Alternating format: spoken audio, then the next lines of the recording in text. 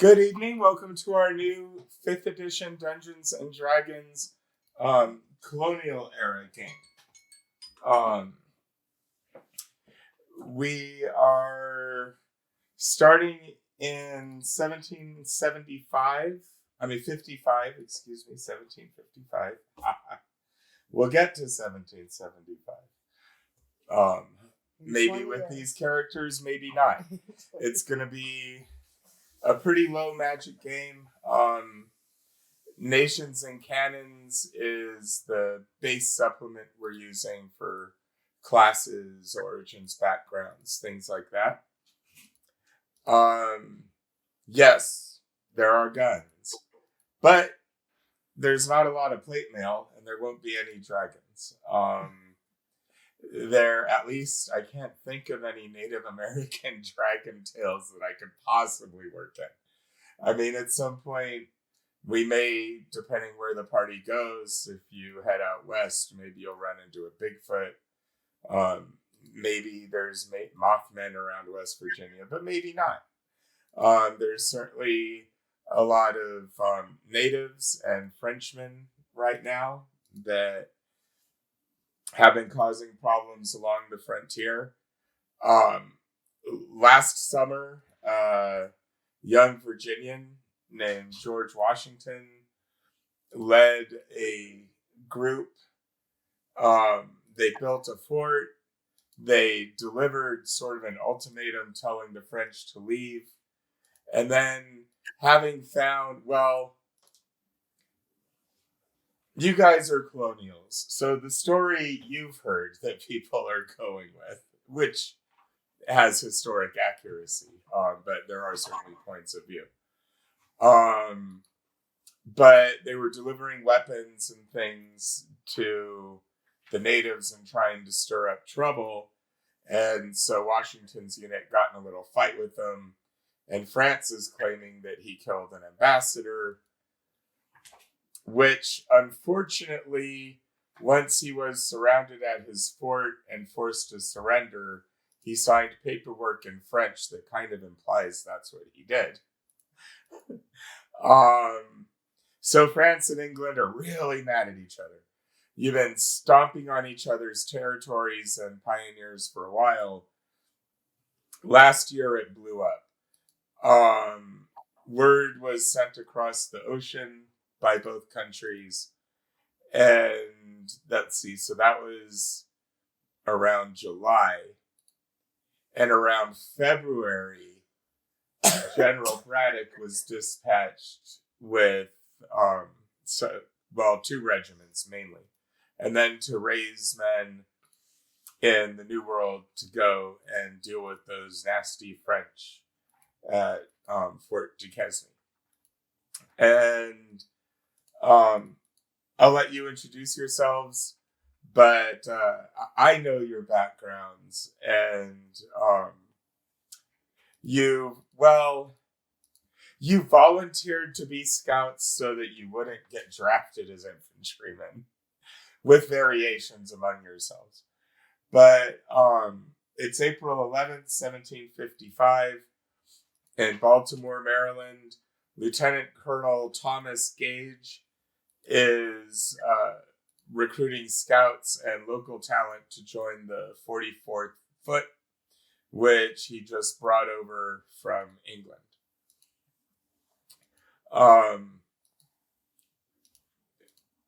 Having volunteered as scouts, you've been, your pay, that's important. Yeah. Well, they're going to give you, I can't, it's like a little squiggly L with the cross.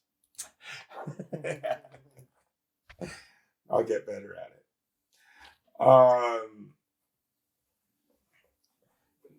10 pounds a week, 1 pound bounty, and they're willing, if you capture guns, powder, other weapons and stuff, they'll pay the usual, for used weapons in D&D, that's about 50%. Damn, that's good pay. $10 a week. Yeah. It's the equivalent of getting almost 3,000 British pounds a week nowadays.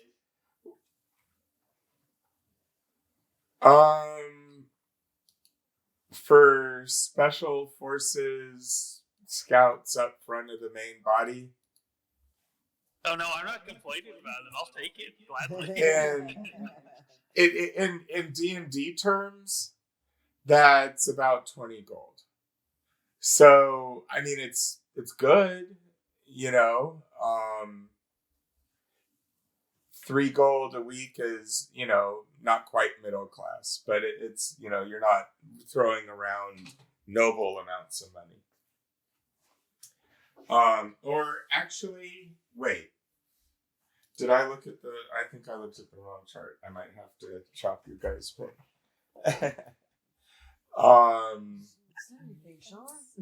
Right? No, you know what? For after this particular expedition, I probably would have lowered it anyway. But they do have the bounties. That's the thing, is they have the bounties and the half for the weapons. But if now or no? maybe was I thinking monthly? They don't pay you now. Monthly sounds accurate. Because the part of Nations and Cannons that the player thing says 10 pounds on completion of mission. So it may I know, right? I don't like that. But well, no, they're thinking of like adventure missions. But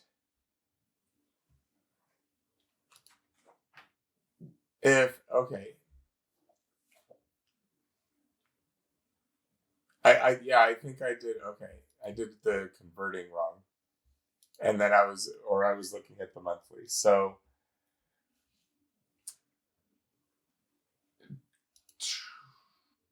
10 a month is 100 gold a month divided by 30 average, of course, is a little over 3 gold a day, which is the decent wage. So, okay, 10 pounds a month. Sorry about that. But the bounty, they did. I can't spell.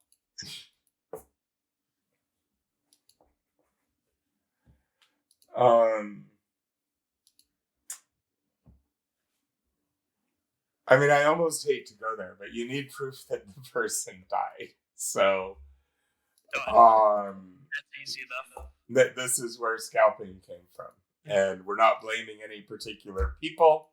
We're just saying that it happened, and everybody kind of did it,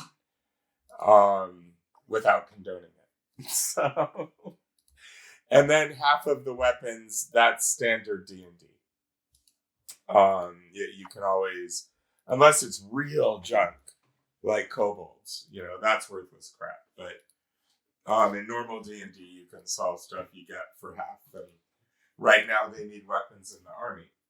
When the war is over, perhaps it won't be as easy to sell, or you'll have to find private buyers. But or use them for other things, I suppose.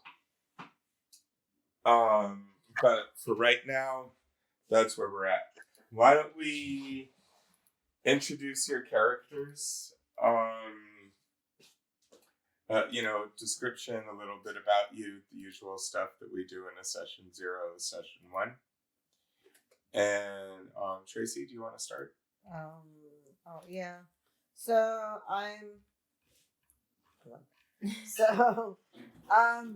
her birth name is Charlotte Smythe, but she goes by Charlie, and she dresses in like men's clothes just to not deal with the hassle of being a woman, like just to forego that hassle. Let's see. Basically, she's a human pioneer, barbarian, grenadier with a background of Son of Liberty, just for you guys. So she talks a lot of rebellion, and And when we won any war we're in, then we'll live the life we wanted. We can only truly be free.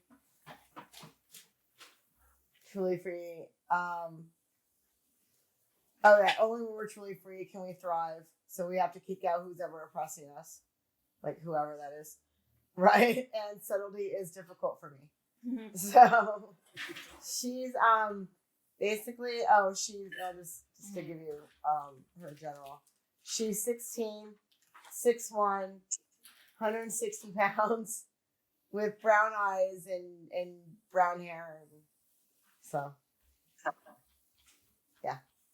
She ran away from home because her parents are trying to marry her off to some like little like stupid idiot, and so yeah. And you're 6'1"? Yeah.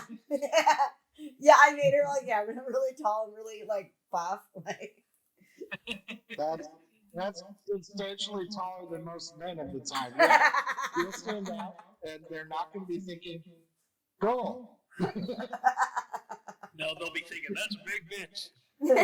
That's why she dresses like a man. Same thing applies. They're going, "That's a big guy." Yeah, you're that guy from the Sherlock boxing scene that just towers over. But if you pull it off, Tracy, you got to do the Monty Python-esque version of the ladies as men, just a big bushy fake beard. Oh right. That would be funny. Just go around. Hello. And you gotta do the high-pitched voice. So Right. speak in your natural voice, but pretend to be a man. Hi, I'm a man. Yeah.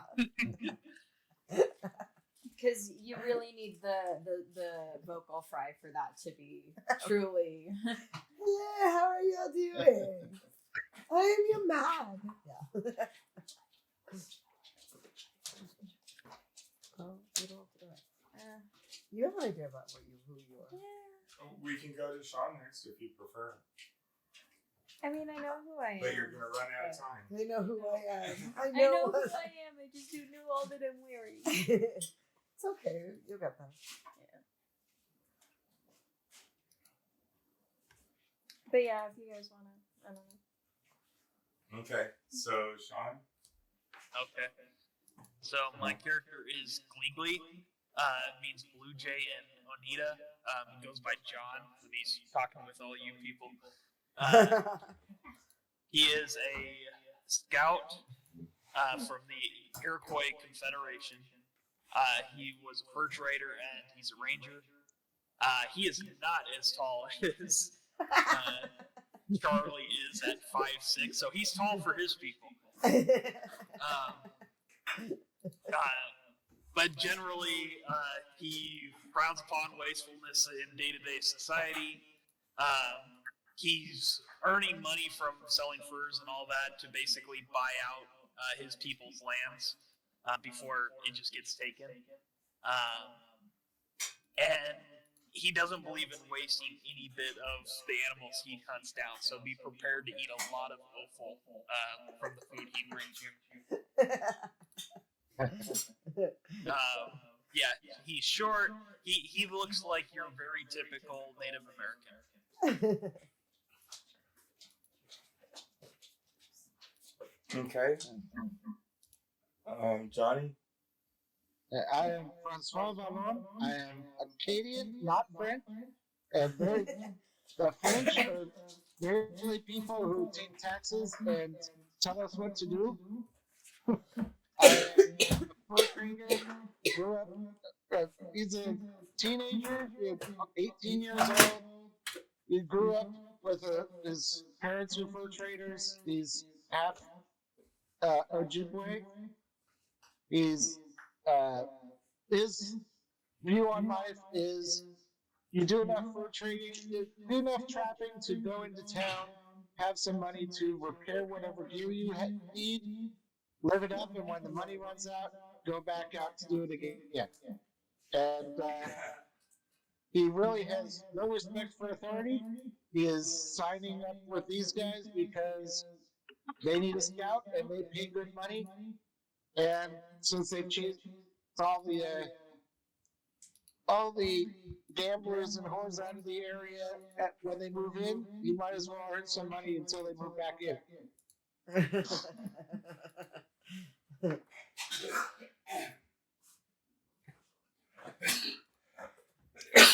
Andrea, how are you doing? Ooh. It's just I literally don't know if I want to try corn or light brogans, but If you want to try what? so the tricorn hat gets you more HP based off of your charisma, but the light brogans keep you from being prone from falling or getting fall damage. Well, So, if you have the tricorn, you will have more HP to survive the fall damage than you would if you had the other one. It would go from 8 to 11, so I'm thinking it's probably the smarter one to get. Yeah, that's a 40% increase. You want that. This stage of the game, yes, you want the hit points. You're not going to be on cliffs very often. All right. High in trees, can't guarantee you won't be there. All right. So I am Layla MacDougal. My family brought me here from across the ocean and took very good care of me and kept me well educated. They made me read all the time. She's a Firebrand demagogan, so very passionate and outspoken and Run, wants Francois. to- She'll want you to stop drinking. you know, she's really just happy to be here and to learn, but she also really cares about equality. So Oh, God. well, equality is what got her here in the first place. So. And you got a couple of backwoodsmen. Oh, that'll work. Yeah. When she equality. talks about being a scout, they sort of hum and haw and bonk a little bit. I never. But they are willing to take her on as a support, Healer. basically a medic I to do take know a care lot. of the wounded. I know a lot of basic bitch medicine. Now, yeah, I mean, you can bleed and leech with the best of them. Yeah. I have all of it. We purify food and drink, cure wounds, healing word, identify. Always need identify. Yeah, her stuff seems to actually work better than your average healer. She it's weird, but she washes her hands before doing surgery. It's nuts. I actually properly suture stuff closed because I have sewing experience get being a this? whammon. Okay, heads up, one of those burgers had paprika and Italian seasoning on it. Wow. I Are think you playing it's Russian either roulette his or with your hers. dad's life? It was on the secondary. They all kind of came apart and had to be remolded. So I think Mom has it. How's your burger taste? It's fine. I'm dying. I'm gonna lose everything. I love how you guys play Russian roulette with the food when it comes to Morgan's allergies. Only Nathaniel has at this point. No, we We don't. tried to And he throw was away, just in the other room. Everything Yeah. that he's allergic to. I did. I pitched, except for a couple of things Nathaniel brought just to keep in the fridge. I went through and everything that was a potential problem I pitched. And maybe someday we'll get to buy more. I mean, supposedly these shots are going to work. But I did hear the allergist telling a girl who was getting shots just the other day that he wanted to increase her dose, and her dad was getting kind of upset because it had been 4 years and he was finally on monthly instead of weekly. Yeah, and so we'll see.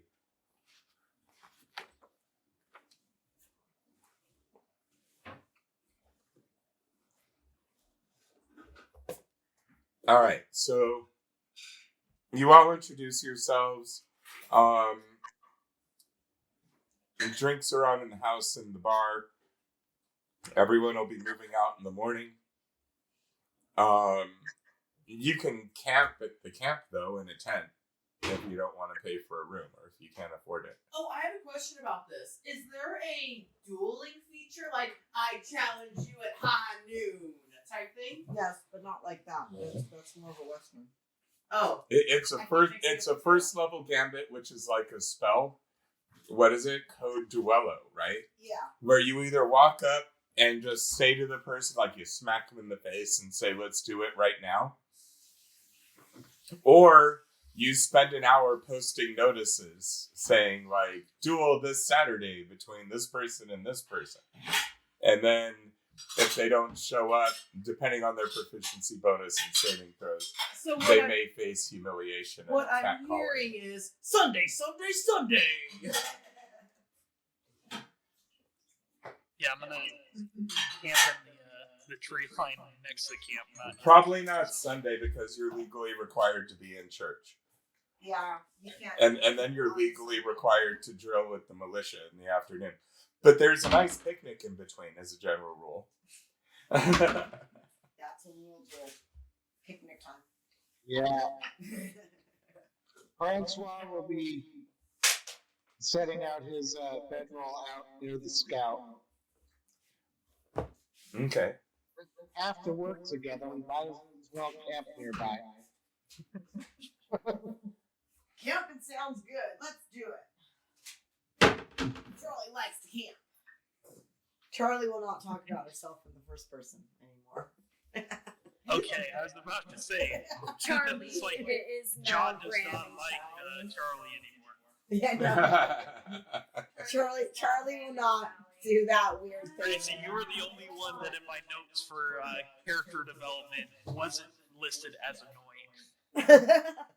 As soon as I do something annoying, I stop. I do realize when it's annoying, and then I stop. So. No, if you need something heavy picked up and moved, Charlie can do it. She can. She's got, what's it called? What was it called?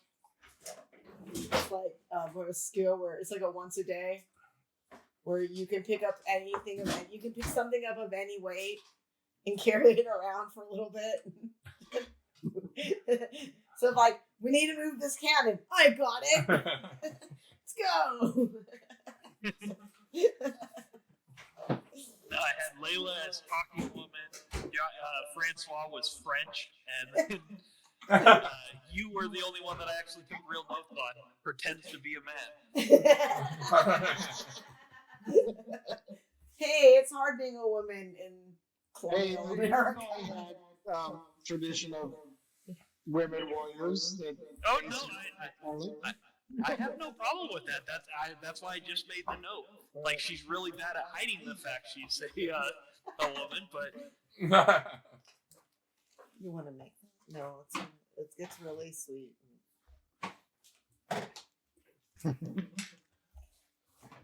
No, I actually need them for my stomach. Yeah, she's like 6'1", dress says. She's not like trying to like. Brienne of Tar's talking about, I'm a young man. I think that's really more what it is. Like, she's not trying to hide that she's a woman. She just doesn't want to deal with. She just doesn't want to conform with the whole dress thing, and if people don't notice, why tell them? Right.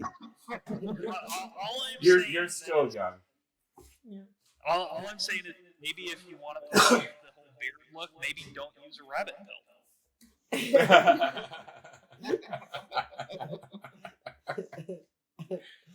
I guess funny that she's 16 and 6'1". At some point, you're going to want to train either performance or deception, depending which route you want to go. Right. Like, just straight fooling, getting a little dirty and fooling people Just with like angles, or actually putting on stage beards and stuff. You gotta learn how to contour with the best of them. We've been out in the wilderness for like a month now, and you're pretty. You have no stubble. Yes, I shave before you guys wake up every day. pretty anal about it. That But was this one, deception. she curls her hair every night. I Oh shave God, every I night. just All right. now I have You're this 16 image and of 6'1", Andrea's I'm 15 character and doing 5'1". like the 50s housewife curlers in her hair before climbing into her sleeping bag. So, Have to beat okay. him up around the fire. Just for the record, right now, we have Klikli. Can you see him? Can't see. Yeah, that'll work. All right. And we have others for when you have a rifle, but this is Layla. Okay. All of their minis are a little well endowed, I will say.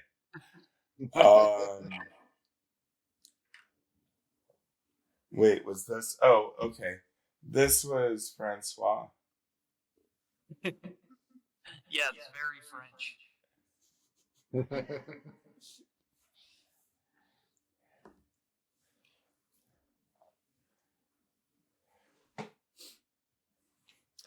And Charlie. Okay. Oh,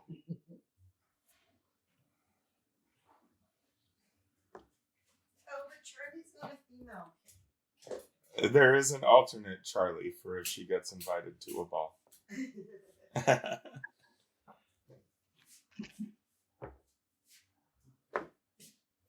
And she brings a present. It's her grenades. That's her grenades in a pouch. Oh, that's her grenade bag. Okay. So you can show her the femme fatale. See, she can be a girl. She wants to. What's funny is I actually have a particular training in grenades proficiency. I mean. Oh my gosh, the bases on these, like I had, like Yeah, we're gonna have to put stands on them. no, but the girl, like the one, The dresses are intense. they're really well. Oh well, they mold them from the foot, so the flash and the bases have to be filed. Yeah. I had to file hers down. Like I had to file probably a 1/16 of an inch of material off, like an 1/8 to a 16th. It was crazy. It's a good thing we have some heavy duty files. Yes, we do have particular metal files. Well, no, we have but I had to go into the to the garage and get our heavy duty, and really take that down. So you could spin her like a top at one point.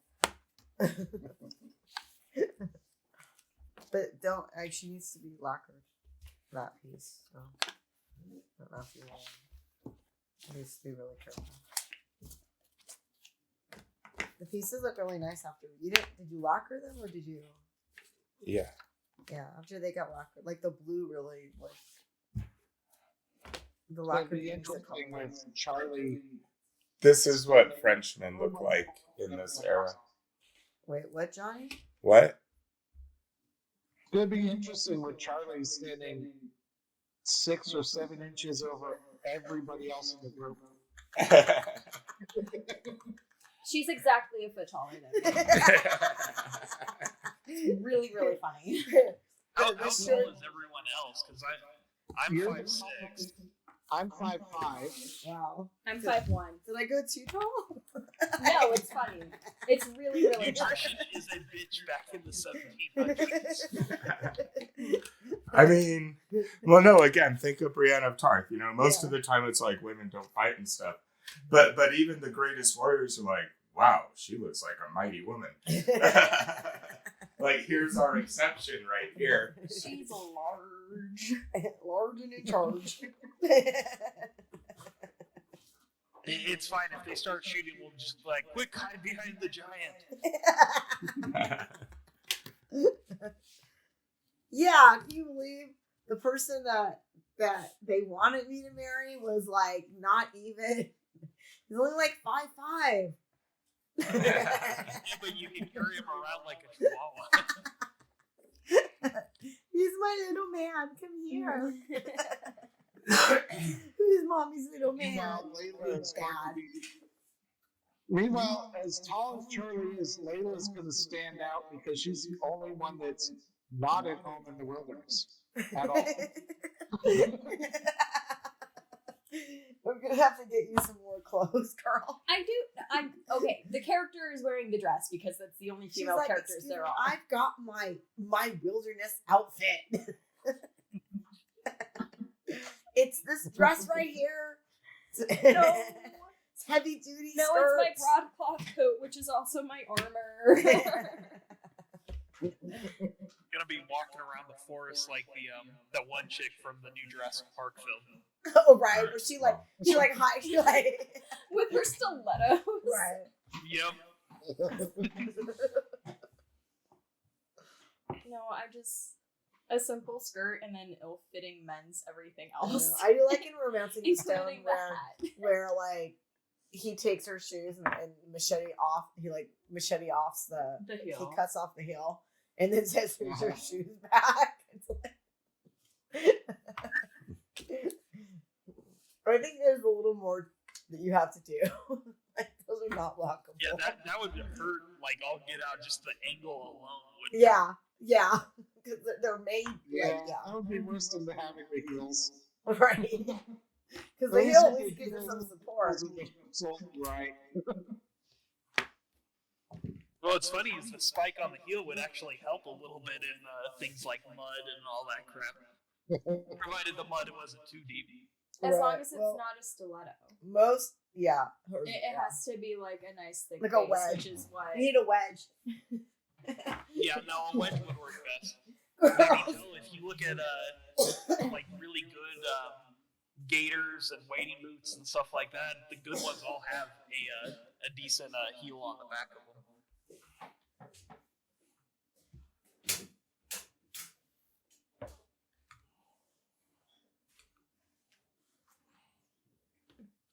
Yeah. Well, riding boots as well. That's why they all have heels on them.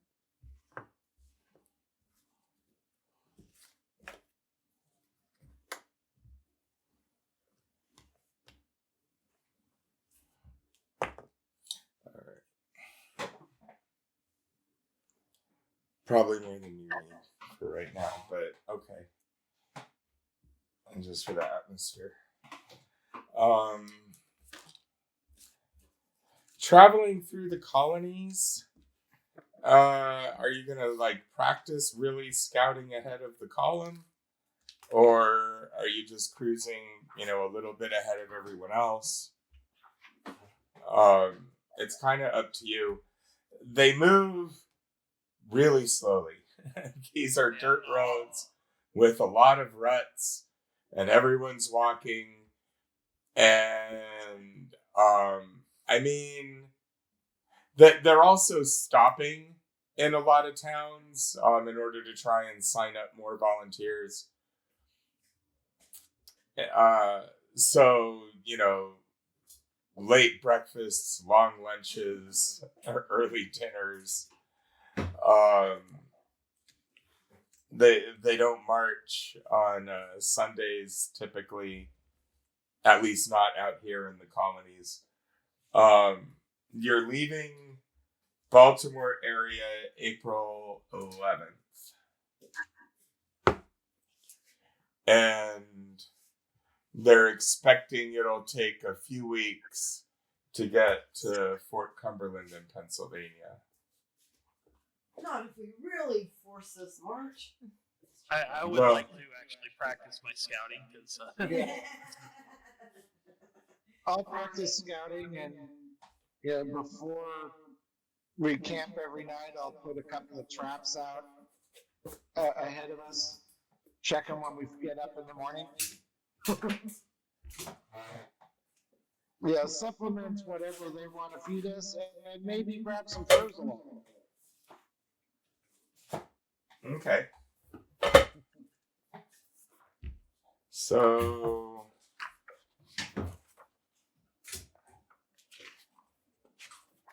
They didn't say we can't, so let's earn some extra. nope, they're totally okay with it.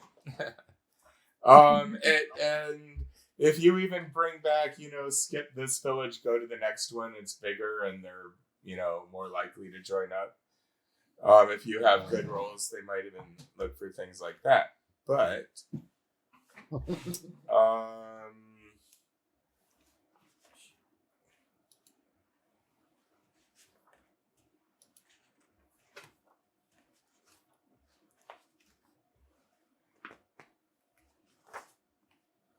so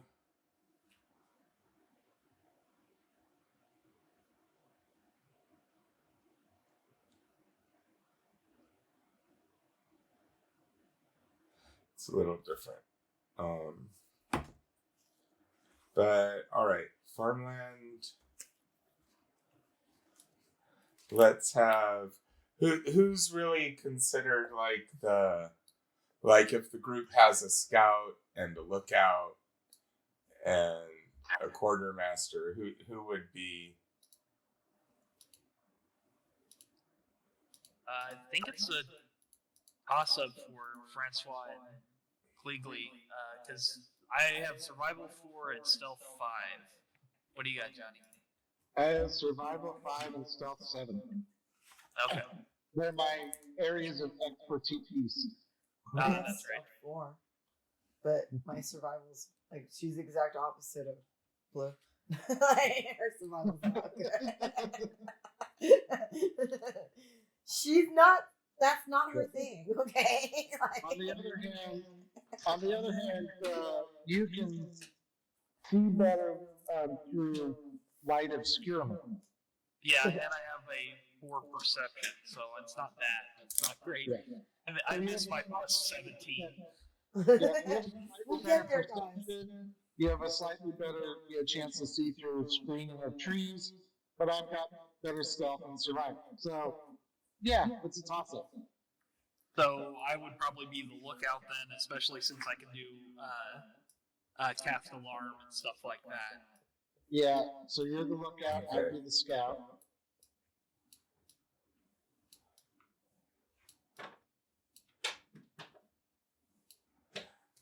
All right. I think Andrea's the face of the group. So we'll call you. It doesn't mean you're the group leader, but we'll call you leader, which is sort of like A spokesman. little more like when spokesperson, yeah. Yeah, that's just how they in the encounters. That's how they describe it. And then Let talky woman talk. Very charismatic, very words are my weapon. And when words don't work, a bash to the face will do. Yeah, then I step in. When words don't work, I step in. Let her go. all right. So then let's have Francois roll a d12. 12. Okay. 4. Starting off strong. Okay.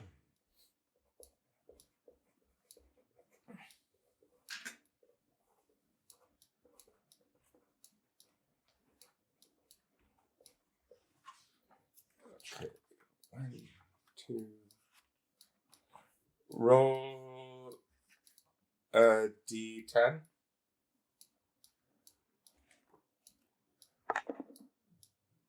2. Oh yeah, new characters.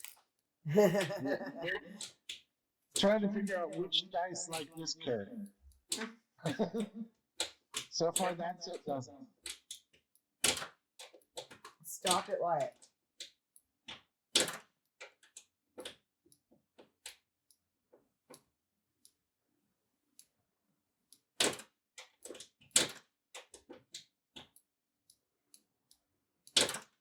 All right.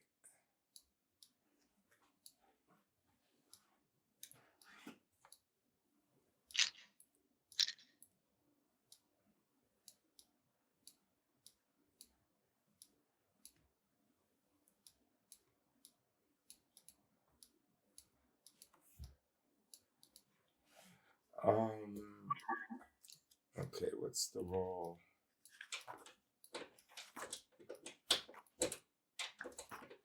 For that.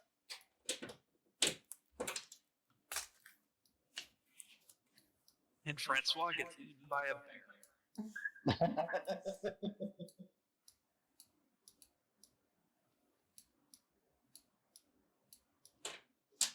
No. Not yet.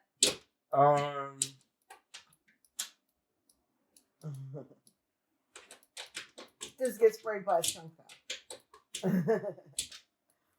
That Francois finds some herder's goat in his animal trap, and oops. And how far up ahead of the army are you? Not very far, just enough that, enough that we can scout, do traps, but the traps are just right before bed when we know where they're stopping. But just far enough to, maybe 100 yards, enough that it's not dusty.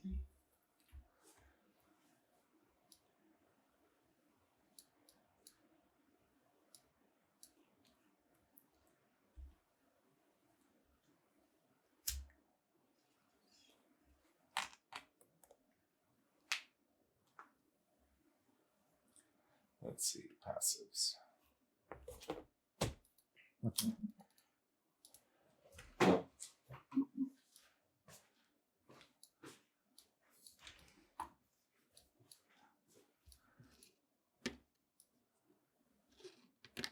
Just moving you up a little because I moved the camera.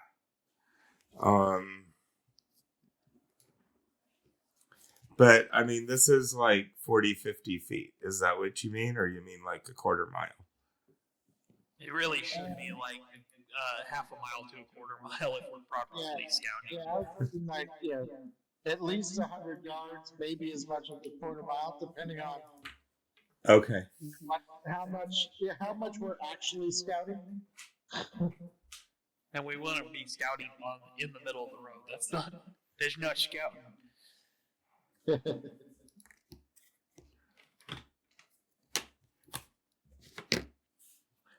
yeah, I can probably just push this. But then again, we're not officially in the engagement zone either, so.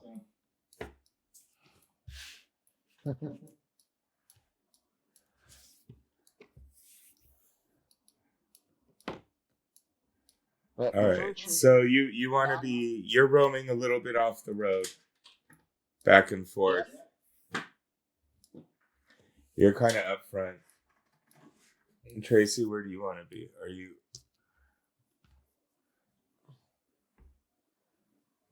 Which one's one again? Oh, sorry, it's hard for me to see. Okay. These guys aren't here. This is a break. Like I was looking for with the silhouette. That's me, right? Yeah. Okay. So I was looking for like the silhouette of me. Okay. Yeah, because we all have slightly different silhouettes. Well, more or less. Stop. I'll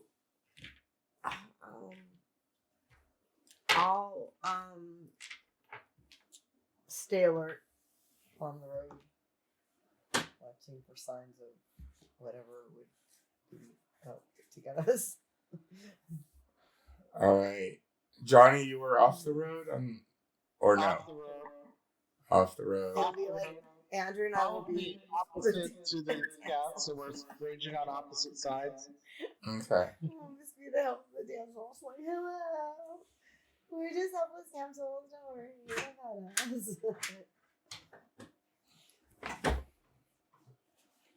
Let the women stay on the road and talk.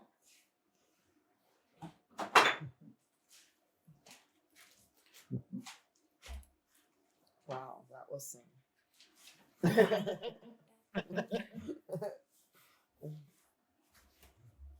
Hey, we're back in the time where women can't vote, should only be speak when spoken to. And here I am. And you are the reason why most of those rules are in place.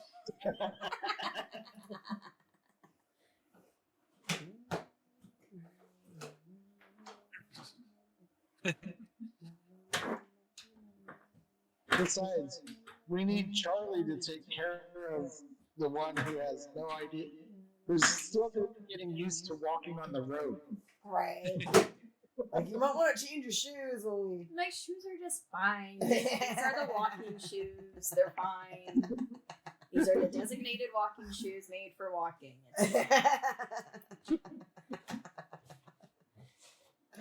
Again, out of character. That's literally the only figure that there was. Like, her hair. The priciest thing about her is her hair is styled. Everything else is like on the road / menswear shit. Including a hat. Damn it. It's not that you're a woman, it's that you're a foreign scholar. You know, you don't know what you're doing here. Someone needs to take care of you. Charlie, that's it. That's your job. I guess I'll just use Yeah, this too. I got it. My family has a farm right on the outskirts of Virginia. Like,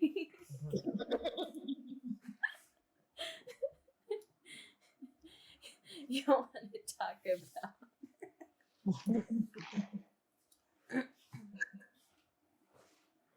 But I have memory of the homeland. Just good enough. Let's see, where are we? Okay. It's catching to there. So I guess that's all right. Yeah, we'll give them a little roof. All right. So you guys are moving along. You're probably about a half mile ahead of the column, and there's scattered farms here and there, people working the lands. It's a breezy, sort of cool day, so some have fires going. There's sort of the smell of chimney smoke and damp crops being planted and weeded and otherwise maintained. Where you are, you're a little north of the tobacco. I think it's still like corn and wheat and stuff around here, grapes. And potatoes, certainly, chickens, things like that. Which brings up a point. I guess Klikli would see it first, plus you're on that side. Something unusual is happening outside that house. It looks like the women and kids are really afraid, and the men have a couple of sacks, and one of them's holding a chicken, and they're brandishing firearms at the women and the kids. Are they wearing uniforms, or are they just in regular clothing? Regular clothing. I know they both happen to be painted kind of blue, but they're in regular clothing. They kind of dirty, stained leathers, stubble, kind of. One has sort of a nasty scar over his eye. Although you're a little far away maybe to see that, but he does. Okay. Am I close enough to hear what they're saying at all? Like, is there an accent, or is there anything like that? Any hints to who they are, or are these just brigands? 70 feet. Make an active perception roll. Okay. Let's see. What is it? That, I'm guessing, is a 3, but I should probably stop using the little dice, because the second you touch it, they go, wee! So that, I'm going to say that's a 7. It's a little far to make out. They're not like shouting at her, but they are brandishing their gun in sort of a threatening manner as they're backing away. Okay. Then in that case, I'd like to do a whistle. make it sound like a bird call. To hopefully my companions on the other side of the road and in the road. I assume we've worked together at least long enough to at least come up with some form of signal without having to go, hey, you guys. No. Barnell, of course I do. Woo! Woo! Sorry, we just watched a movie. That's Davy Crockett. Yeah. Well, you guys just met, and you're all kind of new at this, so you're thinking, shit, we should have set up a signal. Well, maybe they'll catch on. So roll performance and try to make your bird noises. Ouch. Okay. What were you? Did you have a different skill you developed for that, or? I want to call it performance, but you would think survival would kick in for that, imitating a bird sound or something like that, so you don't give off signs that you're there to game. I'm almost afraid to mention them, but I'm looking in the book. But do you know what Kenku used for their stupid impersonation ability? Excuse me, not to be judgy. There will be no Kenku in this game. But if I have The to use Kenku is bird performance, that's a 14. Which is pretty good with a -1. I'm hoping that I can use the survival to recognize that it's not a real bird call about your signal. Oh, what's the girl? You should check to make sure it is.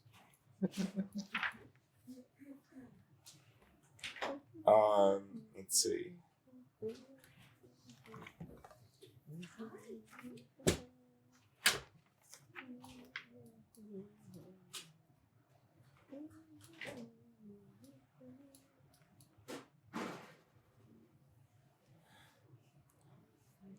All right. Well,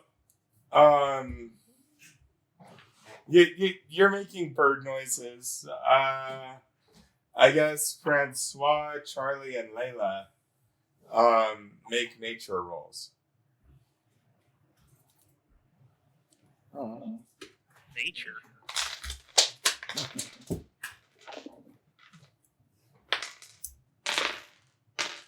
Okay, that's a 20. A what? A 10? 20. 20. Oh, 20. That's a lot better than 10. Yeah? Well, it's not expertise, but it's still a +5. But I'm not +3. 18. Sorry.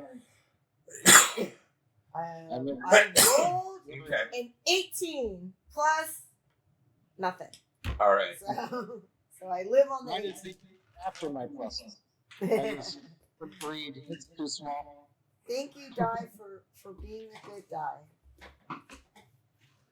Oh, that's You much know better. what I might have?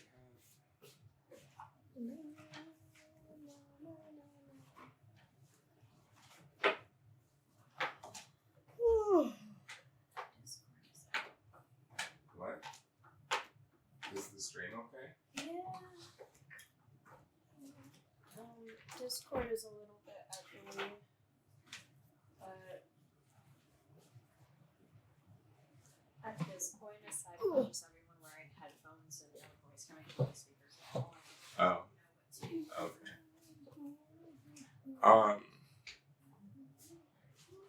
nature, survival, nature, survival, Nature. Nature.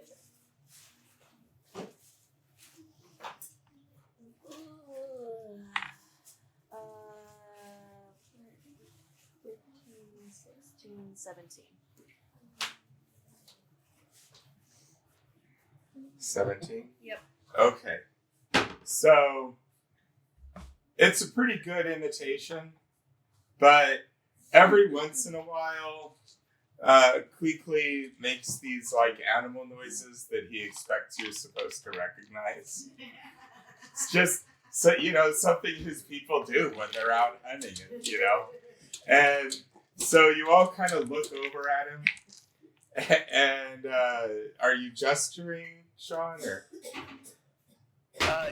Yeah. If they can see me, I'm pointing to where I see these brigands. Stupid Okay. stupid white people. So he's poking up a little bit in the wheat fields. They're about thigh high. Like if you wanted to creep down and crawl forward with stealth, you could. If you were just to run forward, you'd be seen, of course. So everyone sees that. It looks like these guys are robbing her.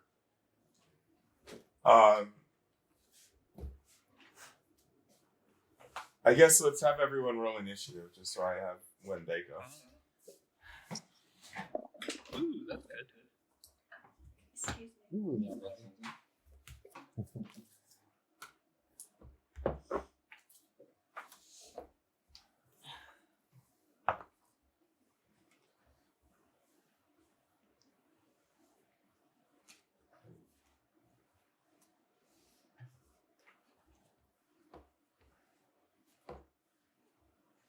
What's the What's the temperature?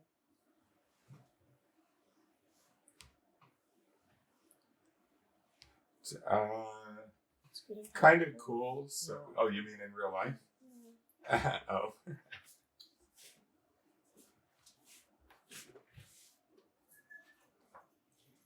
I mean, in game it's getting kind of cool. Outside it's probably what 50s, 47, 40s. 46. It's Yeah. dropping. He should be up. Yeah. Okay. If he starts kicking up a fuss, we can put him in the hallway.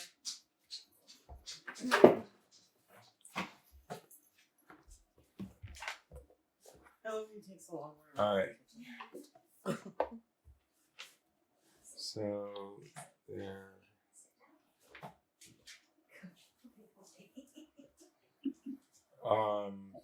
Does he have any? Klikli initiative. 24. Wow. Francois.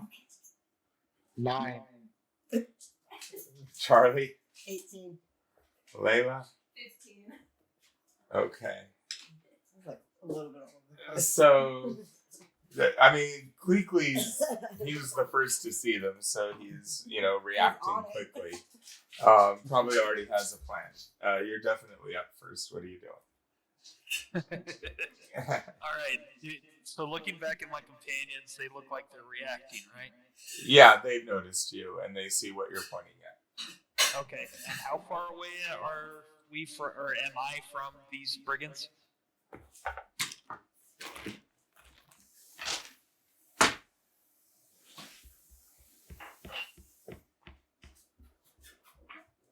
$70-75. Perfect. Okay. I'm good right here. These are obviously bad white men. So, yeah, I'm going to duck down so I'm almost complete. So my eye line is just barely above the weed. And I'm going to break out my longbow and take a shot at the distant one.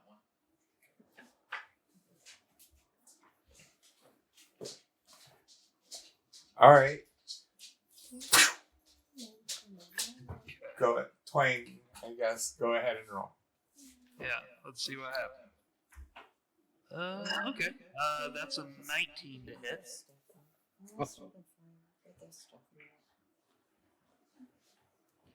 Do we have stuff to start a fire?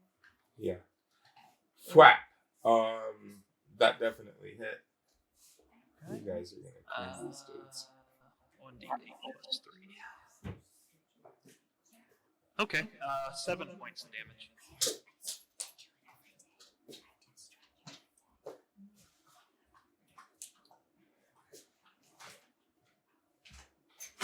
All right. Your arrow hits him in the side, and he lets out a yelp of pain. And then once I loose the shot and see that it hits, I'm going to drop down and start crawling closer. Or I guess sideways, paralleling the road. So, yeah. Okay. That'll be fine. moving slower because you're crawling, but definitely more concealed. Do you want to make a stealth roll? I mean, it's not an official quote hide, but just so we have an idea. I would. Let me, because I have the cloak thing, the woodland cloak. Oh, okay. Because what's that do? I think it just allows it, right? It allows you to attempt to hide when only lightly obscured by natural phenomena. Okay. Yeah. Basically, wood elf hide ability. For stealth, that'll be a 12. Okay. All right. So you drop back down and you're creeping along, trying to maintain your cover. And then, Charlie, you're next.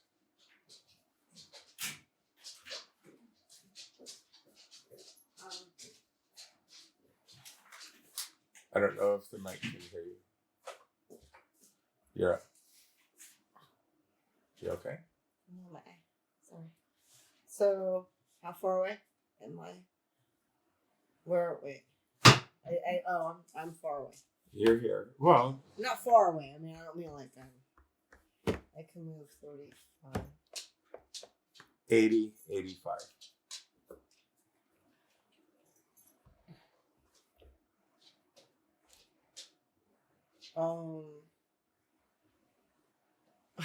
Did he just fall? No, he's laying down in the grass, which Alright, is about thigh high. 5, 10, 15. Well, wheat. Yeah, now you're entering the field. 20, 25, 30, 35. Okay. Well, I guess I could double move. Well, 35, 40, 50. Well, it's 1 How and does 2 it- and 1 and 2. Wait, hold on. I was here. Let's go back. 5, 10, 15, Okay. 20, 25, 30. And if I double move, You move 30, right? Or 35. 35? Yeah. Okay. and then I can double move.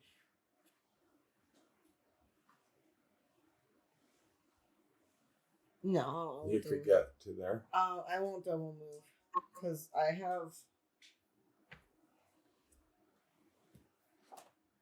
I have a pistol. So, I'll ready my pistol. Okay. You pull it up out of your boot. Yeah, and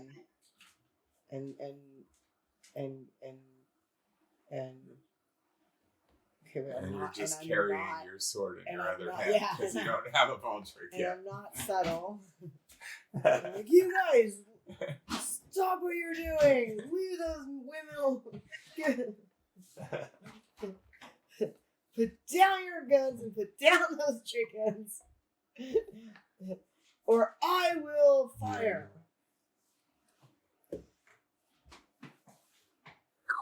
Make an intimidation roll.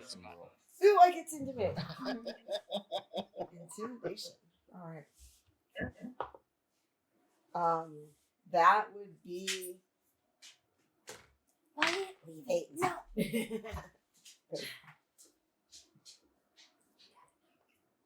Okay, I'll do it. All right. So they look over.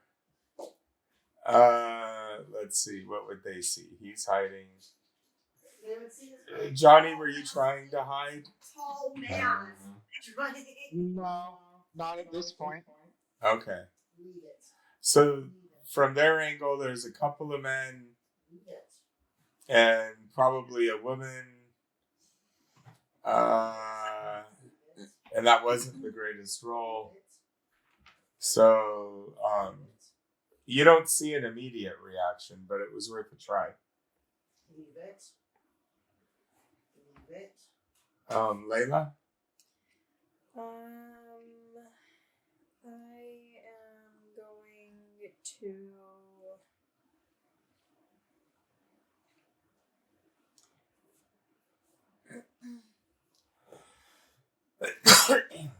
just leave it. Move Leave it. forward as well. Huh? Leave it. Move forward as well. On the road or into the fields? Into the fields. Leave 5, it. 10, 15, 20, 25, 30? Yeah. That could hurt you. Do you move 30 or 35? 30. And then I'll Okay. pull out my pistol too. Okay.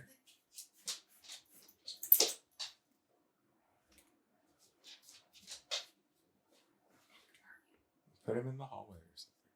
I had to get him now. I mean, I get not outside. I had to get him. Okay. And then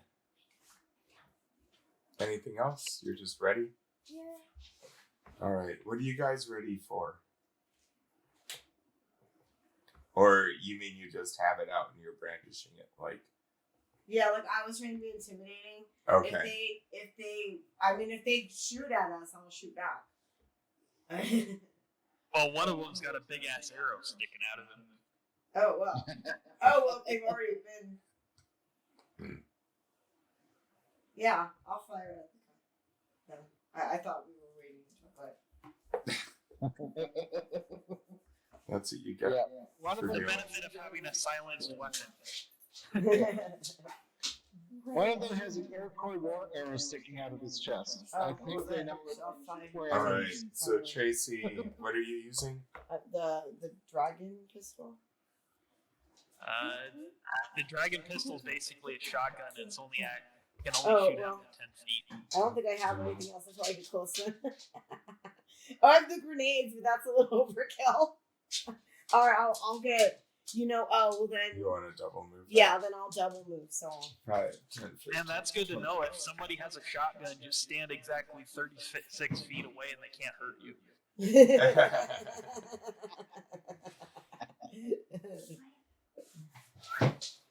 Okay, I'll be.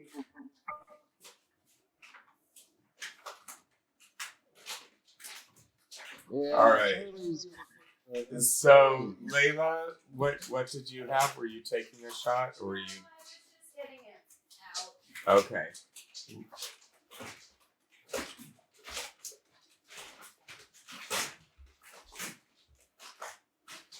And then Francois.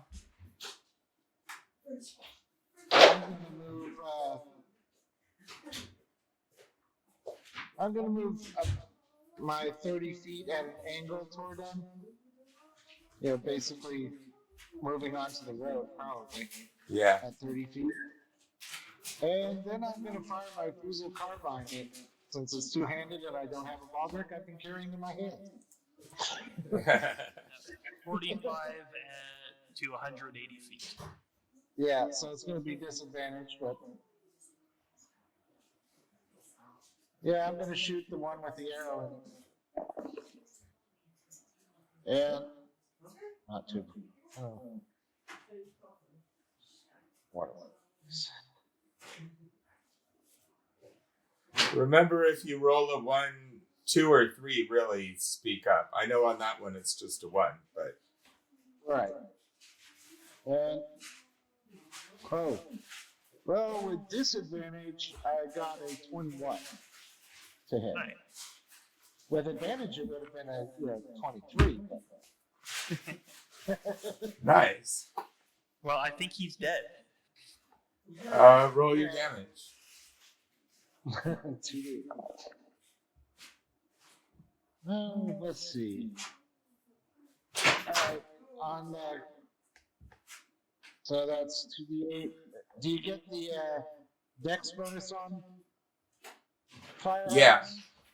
All right, so it's going to be 11 points of damage.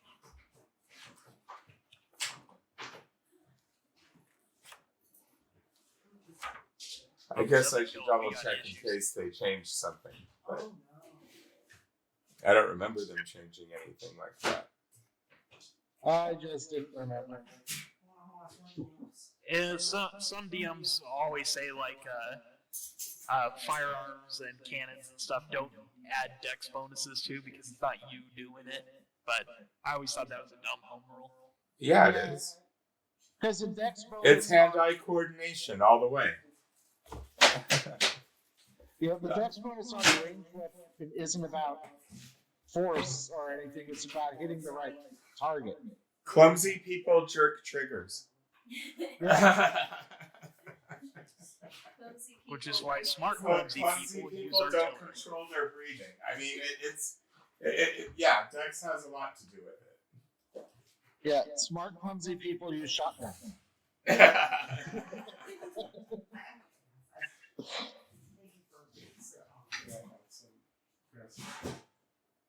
All right. So, how much damage was it? 11? 11 points. Yeah. All right. And he already had the arrow in him. Yeah, he already took 7.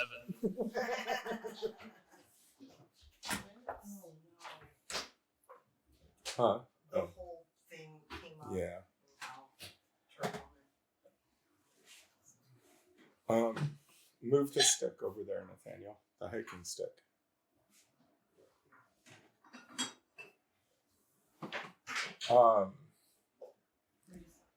So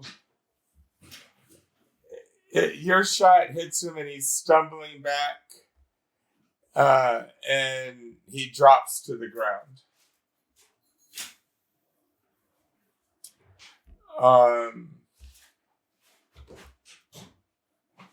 That was the further guy. And then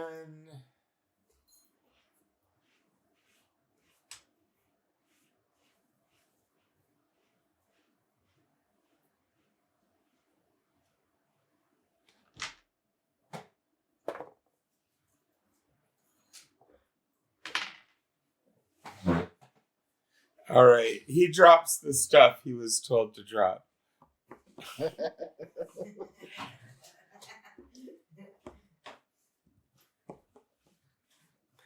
And he's running out across the fields, away from the road, but definitely taken off.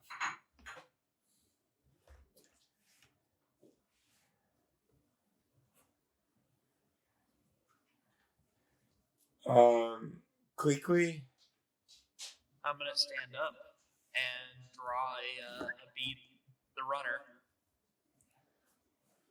And I don't think that's beyond 150 feet yet, is it? Not quite, like 125 from you. Okay. So I'm going to fire my longbow at him, see if I can whack it.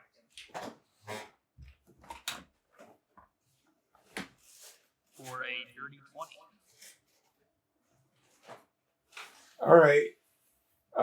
You arc the arrow out and predict where he's going to run, and it sort of sails over and hits him. Well, from behind. Damage. I mean, it's not like 11. Yeah, so max Okay. damage 11 points.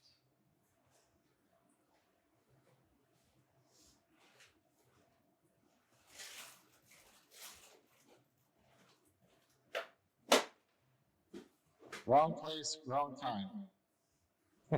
Poor guys. And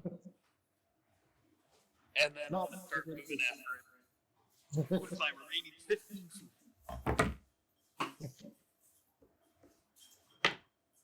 Because he's trying to steal my arrow.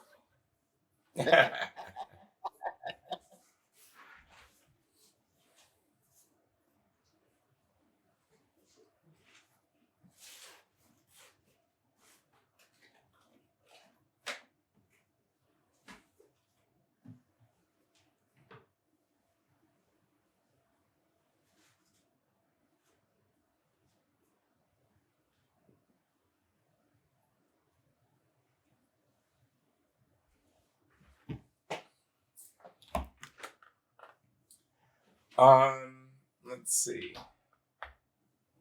He's hurt pretty badly. He's limping a lot. He's still trying to get away, it looks like. Charlie?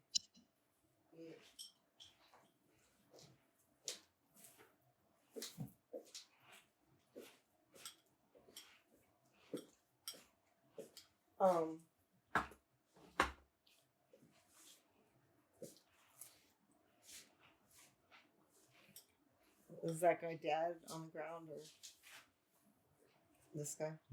Yeah. Okay. 5, 15, 20, 25, 30, 35.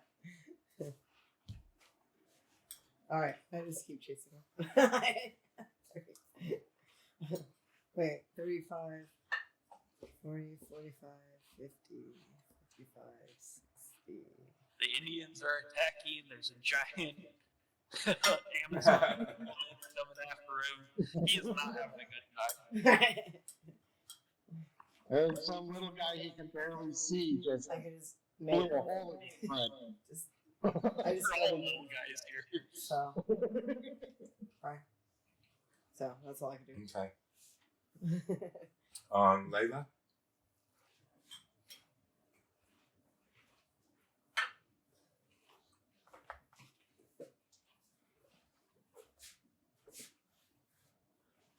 I wanna. Can I double move like up to around here and ask if they need any healing or medical aid? 30. How much do you move? 30. So that's why I said double move.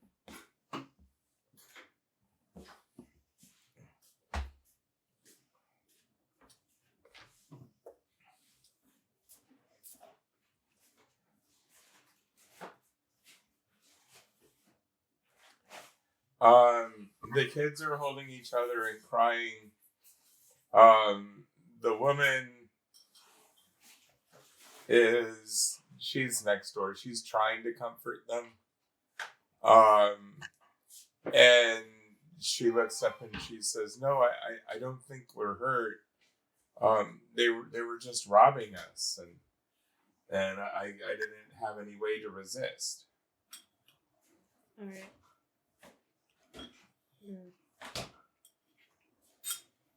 I mean, You should always resist. I'll tell her that she did the best that she could in the circumstances that she was in, and I'll help try and comfort the kids. Should have a pitchfork and a break. I'm not there though. So, fine.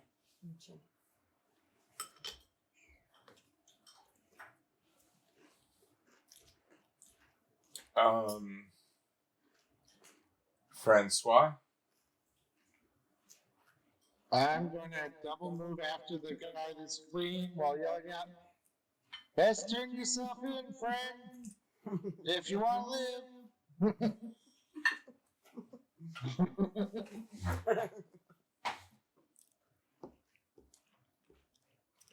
What do you move? 30, 30. 30. 30. Yeah.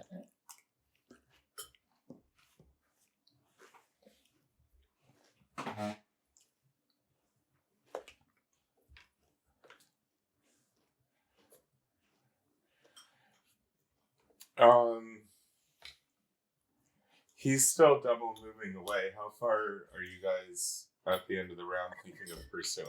Are you going to keep trying to chase him down? I'm not. I yell out. It like that he was a coward, and an overall man would turn in and face but he can run like the coward, yellow belly cur he is.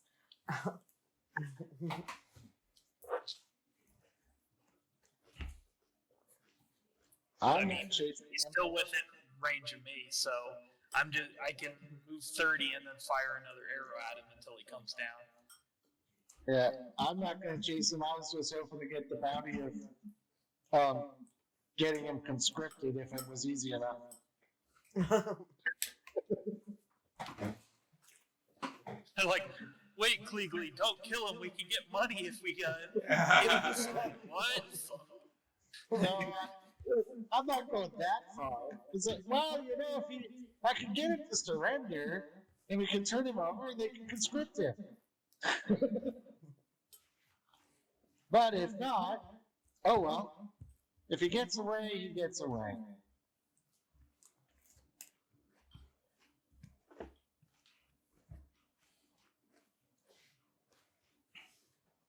So 175. There's a few trees and bushes. It's not dense forward, it's just scattered stuff, but Yeah. it'll give him a little bonus. But So with my 30 feet, that would drop him back under 150. no, that's after I moved you. Didn't I move you? No, you. I didn't move you? Oh, okay. No. You moved him, and then you started counting back to me, so that's why I thought. Okay. No, you're okay. There you go. Okay. It's borderline, but all right. Okay. So that's going to be a 21 to hit him.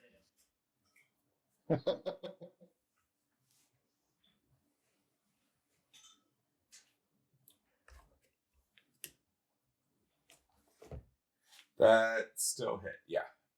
Yeah, and it's another 6 points of damage. So he's taken 17 so far.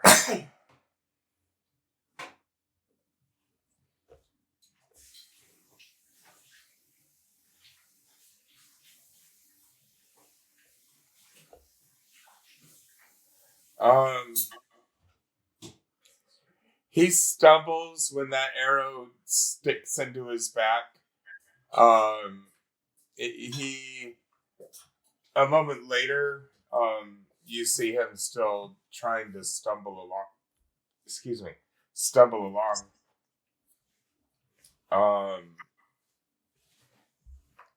Well, you're a little too far away to see that, but.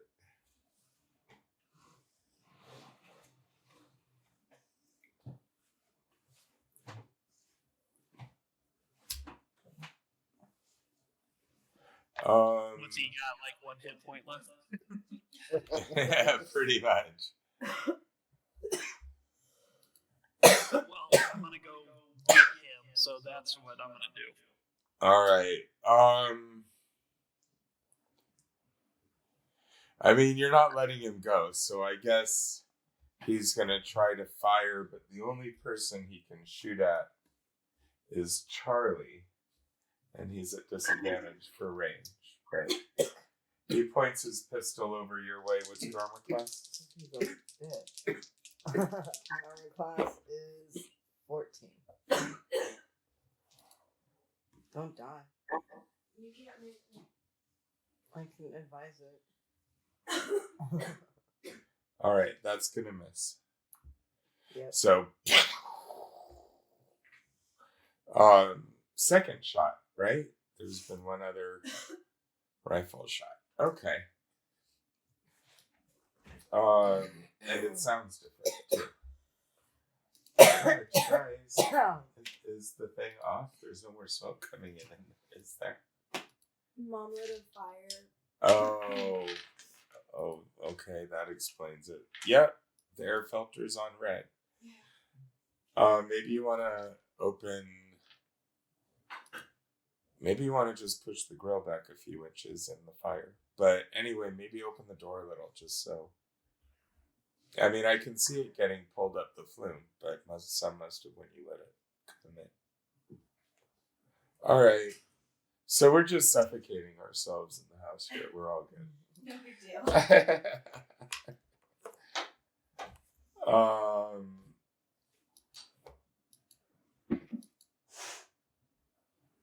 I don't know if you still can, but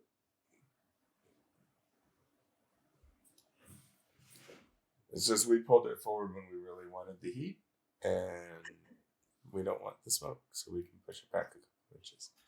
It's all good. So the woman thanks you for. Oh well, he fired.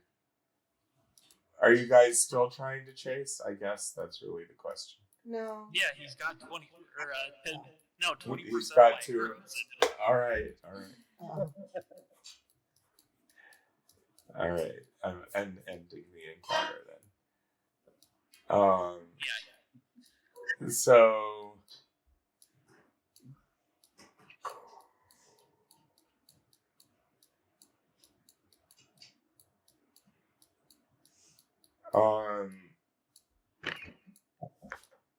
You guys had kind of been done though, and then he shot, and then he moves.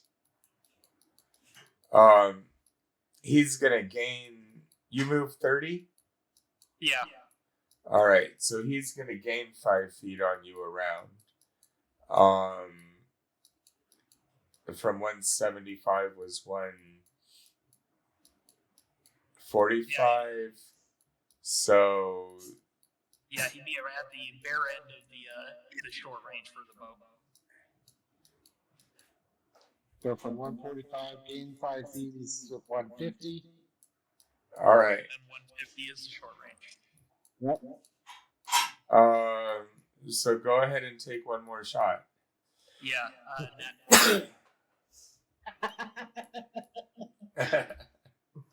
Finish All him. right.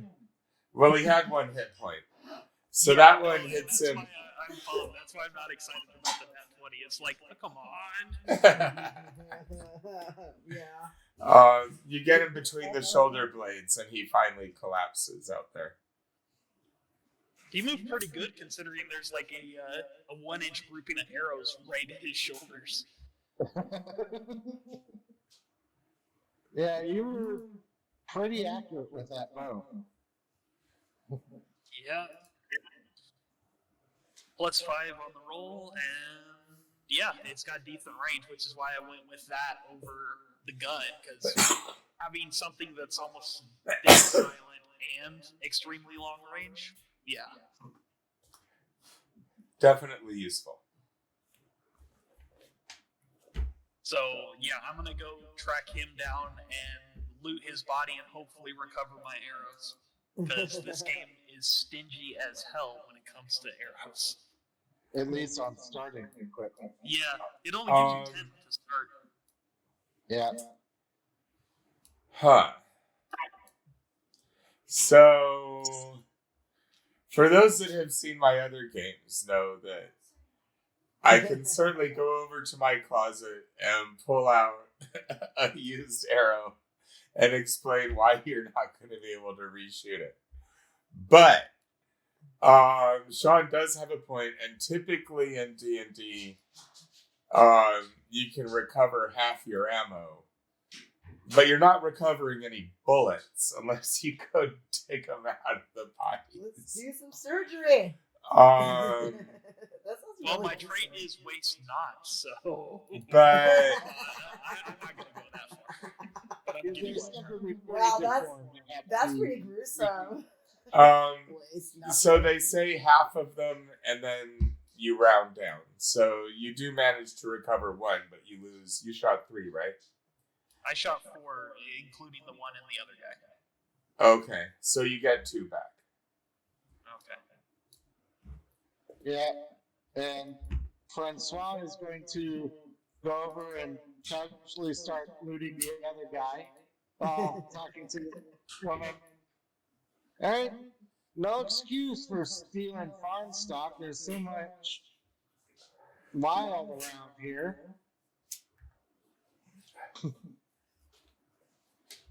So many other animals, no excuse for stealing from a farm. But that being said, perhaps you should hide your chickens somewhere. Army's coming.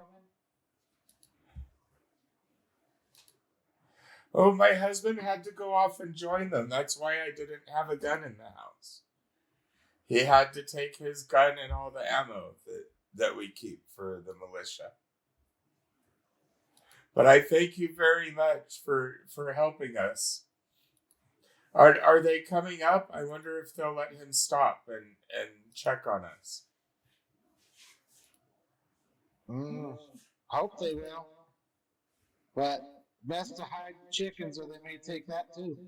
Hide chickens, hide your wife. It's the wife. Thank you, sir. Let's see. This conversation's even funnier when you realize that Francois speaks with Cajun accent. He does speak English, but yeah, he very thick Cajun accent. Yeah, English is a very broad term when you're talking about the colonies. Yeah.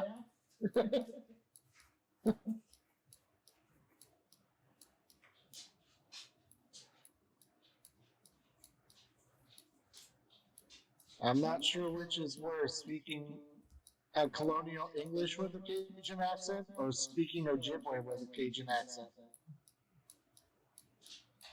That actually is a really tough one.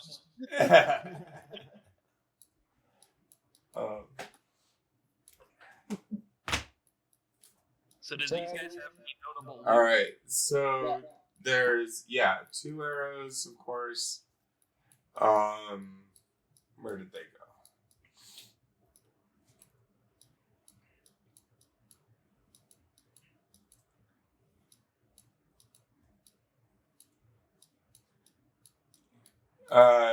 2 long knives, 2 coat pistols, 1 each.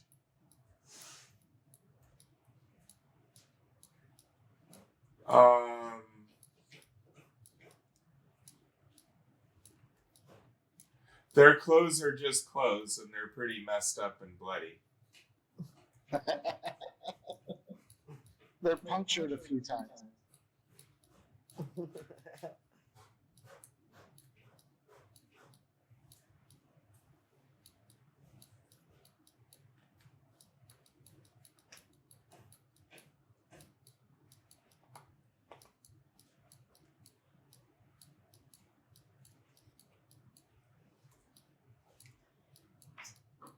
Who's writing that down? I am writing it down. Yeah, I was making notes too, but so far there's not a lot to write. Yeah, and most of this is going to get divvied up pretty quickly anyway, so. Yeah. So far we're at 2 long knives and 2 coat pistols. Those will be divvied up fast.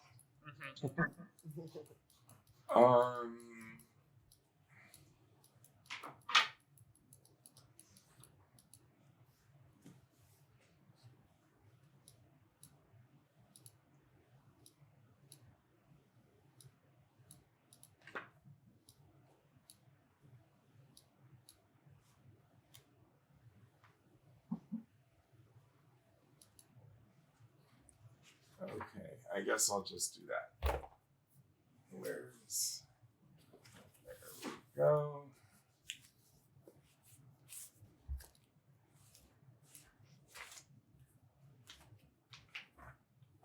I was just double checking because I didn't remember seeing a different chart for them. So, but there's the conversion tables.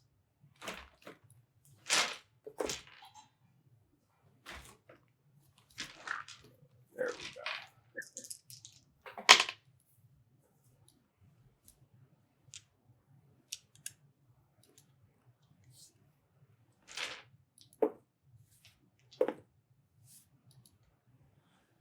One of them has 16 shillings.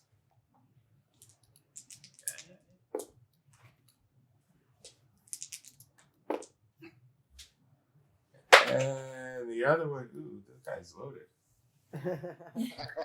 Was it the runner who was loaded? That's why he ran.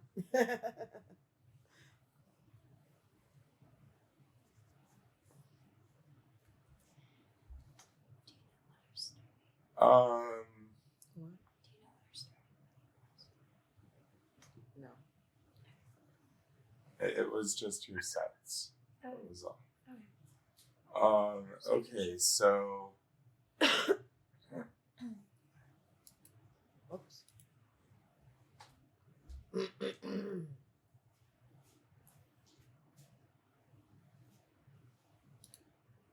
And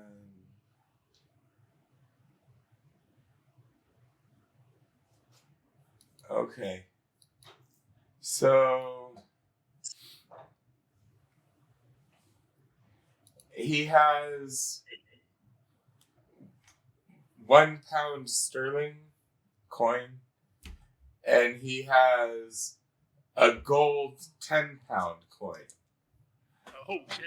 Why this guy was robbing chickens from some farm woman, you don't know. Maybe that's why he saved up a whole gold coin. He never pays for his food. Wow. What a cheap bastard.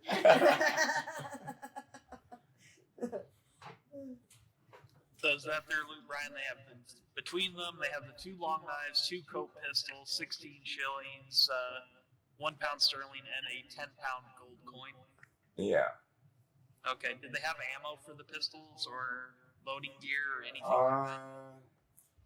That was going to be my question. Do they have ammunition? I'm sure they do. Let me look. I mean, there's kind of a passing mention that, yeah, and then that's it. But,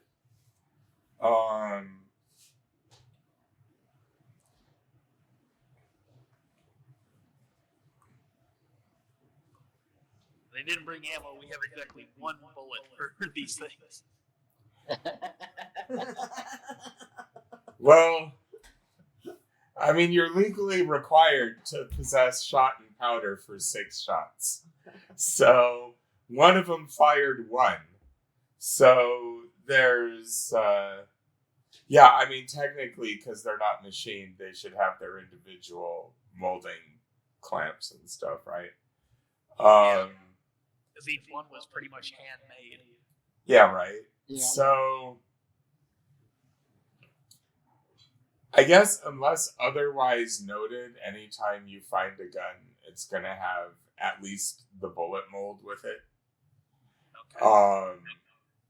And there's, yes, I mean, technically there's 6 shots for one and 5 shots for the other. How much bookkeeping do you guys want to do on that? I think for this one, just having bullets is good enough. Maybe just for the type of gun. Do you want it, or? Because this was before rifling or anything like that. And pistols were still firing 50. I think it was like 56 caliber bullets. They were pretty similar, so we'll just assume they're interchangeable. With notation for the special ammos. Yeah, like the hail shot. At the time, also, it was still patch. Cartridge wasn't really a standard kind of thing. But we're not going to worry about keeping a strip of cloth pinned to your,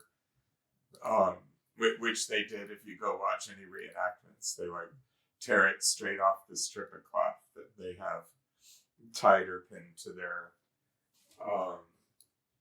crosshatch usually.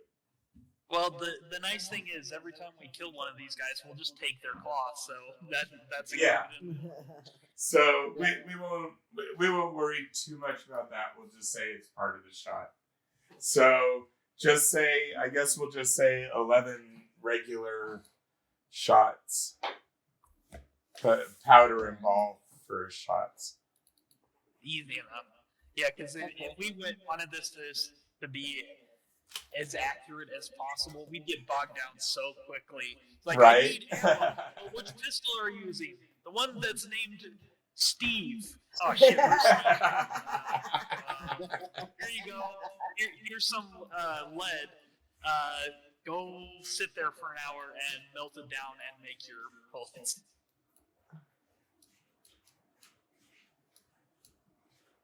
Yeah. Okay. Nations and cannons just has them listed separated by cartridge rounds, patch rounds, and hail shot rounds. Yeah. I mean, it's 5e, but when we're writing our own rules for the campaign, we can do as we please. So yeah, I mean, I think it's a reasonable balance. I just wanted to make sure, like coat pistol versus, not dragon pistol is a bad example, but because that one just uses the hail shots, but versus like dueling or Highland. You know, how far did we? But just having a shot, that's fine. It'll save space on the character sheet, that's for sure. Yeah, where did they talk about? Oh, the different types of shot. No, that's artillery. They basically have patch, cartridge, and then the hailstorm shotgun stuff. Oh, here we are, ammunition. Yeah. Okay, yeah, I honestly just think limiting it to those 3 types will work just fine. Yeah, we should be alright. Unless some really exotic, like, you know, there were certain exotic weapons that inventors and stuff were putting together, but your average gunsmith didn't have those. So, you know, if you run across, you know, a special small caliber, and it's almost a hailstorm, but like with a repeating mechanism, we'll work that out. Yeah. But for now, keep it simple. Works for me. And anyway, their you know, cartridge round is a paper cartridge. It's wrapped in paper instead of a patch, so it's just pre-measured. Mm-hmm. Yeah. So. Civil War, yeah, all the time. But Revolution, Pennsylvania longs, they were still pouring each shot.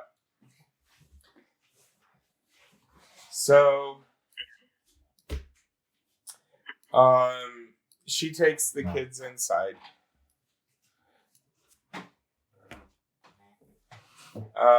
It's been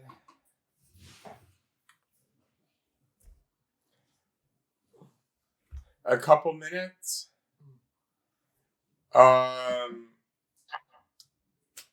There are sounds of soldiers coming up. Probably heard the shooting and double timed. From our direction? Or from your direction. From your direction. Yeah.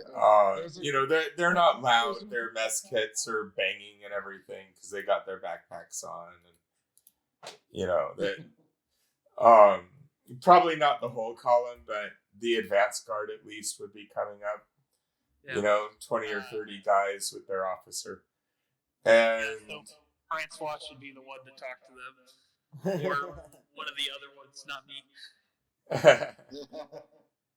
Yeah, some officer goes, I hear shots, double time.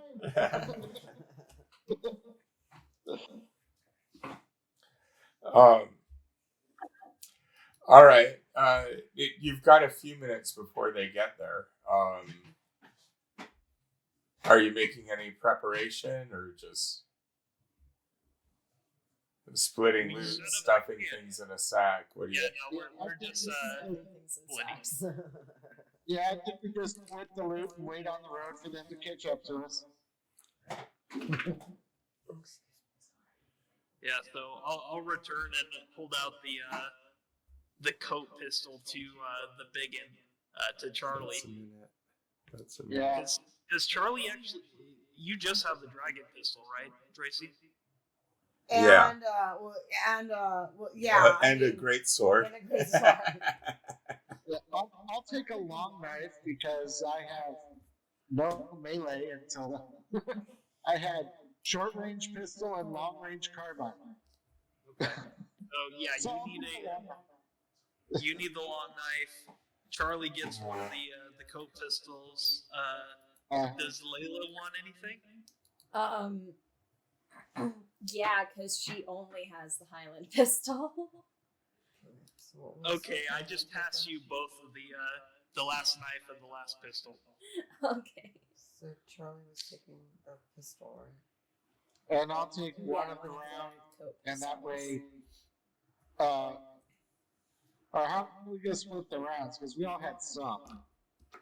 Well, you fired one bullet, so take a bullet, so you're back up to full.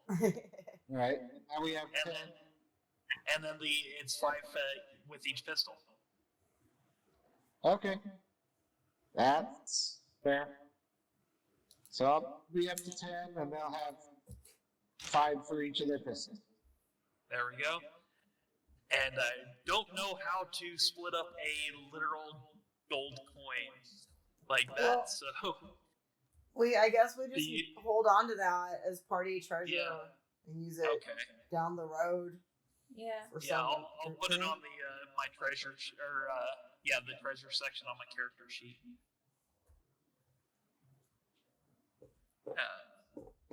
Shame is my keyboard's American, so I don't have a British pound on here. And will work just fine. I was gonna say just copy and paste from a search engine. No, there's I know on the phones. the but not on alt the keys. keyboard. No, the alt key. Yeah.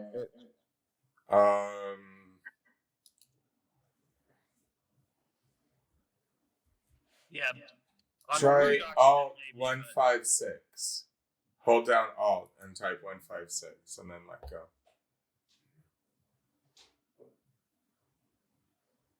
see. No, that's just alternate keys. Yeah. It brings Or- up Alt 0163. Nope. It depends on what. No. Yeah. Yeah, I don't know. I didn't know if they were still programming Unicode. Okay, I guess not. Okay, I hit something and I have a British pound. What is it? Oh. Okay, so it's Alt Enter on my keyboard. Okay. I was just hitting shit on my numpad and it was like, wait, where'd that come from? What is this? And of course it doesn't work in the reader, so we will do this. Okay. Okay, now it's not working.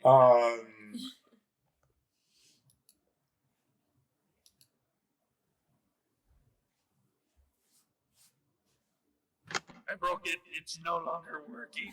Oh no.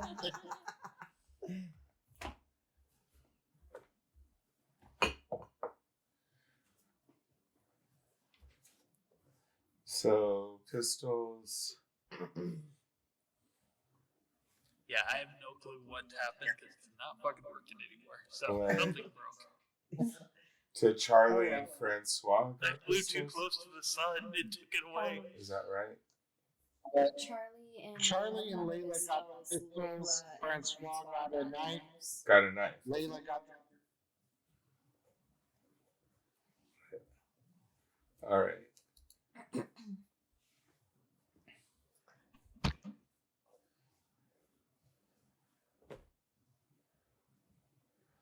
And okay. So you guys head out to the road, and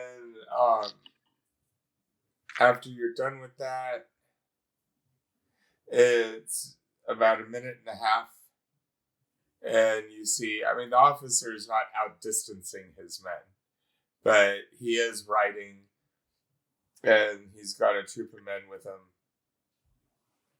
and it's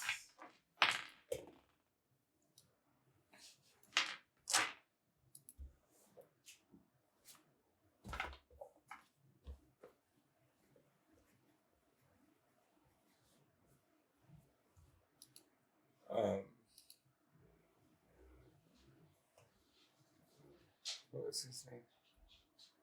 I shouldn't even worry about it so much. All right. Captain arrives with men and he says, what's going on here? What happened?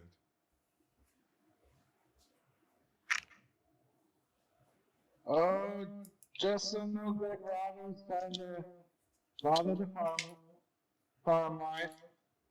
We dealt with it. Good wife sent her husband off to join your forces, and someone tried to take advantage. Can't have that.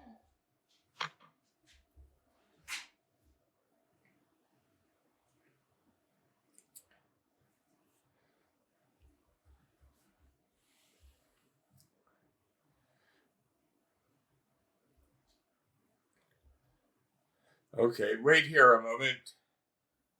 And he rides up to her door.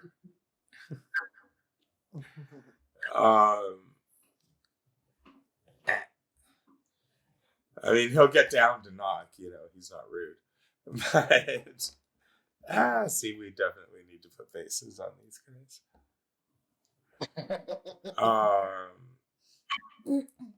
And so she confirms what happened and even tells a little more about how rough they were when they were doing the stealing, how they kind of pushed people around and shoved them out of the way. And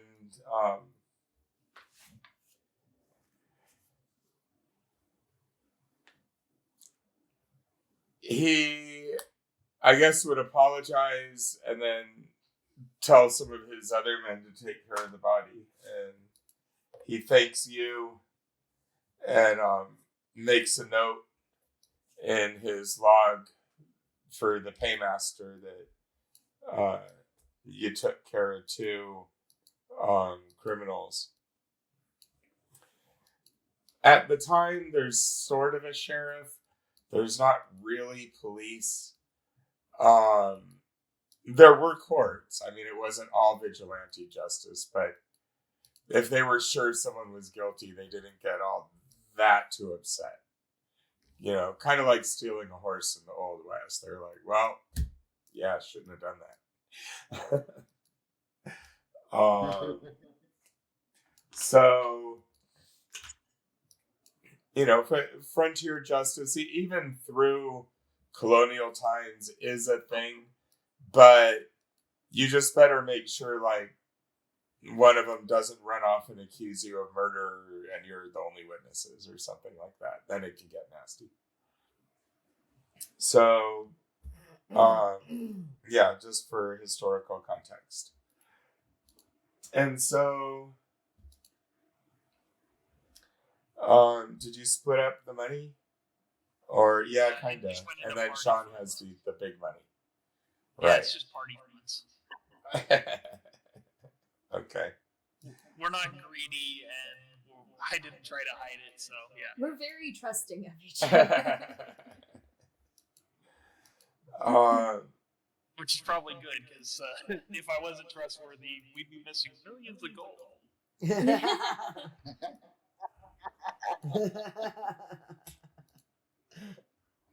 So, you continue on, and you've got, okay.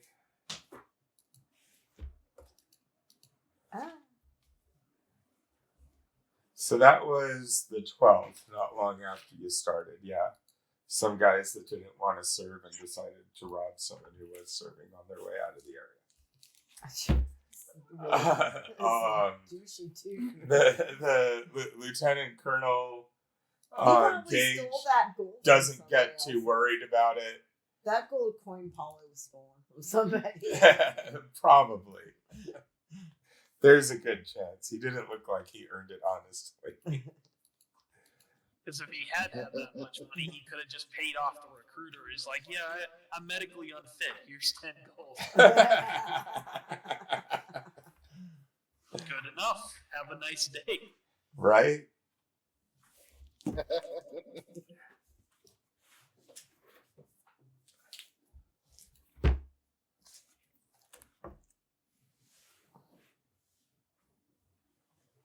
Okay. Still farmlands. You get to know each other. I'm gonna say, let's see, so it's 419 party has been practicing bird calls and silent signals. Yeah, Klikli, as soon as they stop for camp, it's like, this is what this means.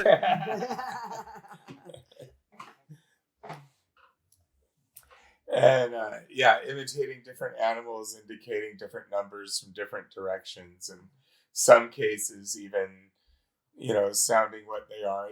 There is still perception and nature and so on involved. And so you have to be kind of careful, and hand signals, 3 front, move left, wedge. Well, yeah, they would have had wedges, fighting wedges. But like when he's up front, and then it's pretty basic. And then others on the sides, like so that one grenade doesn't get you all, but you can cover each other. And then probably the medic in back, moving back and forth, sort of giving a little bit of leadership just because you're good at it. And then supporting if someone's hurt, you go up and help them and take their spot. Yeah. Basic formation. So, you're practicing these sort of basic things, which is a lot better than most first level characters walking down the hall next to each other,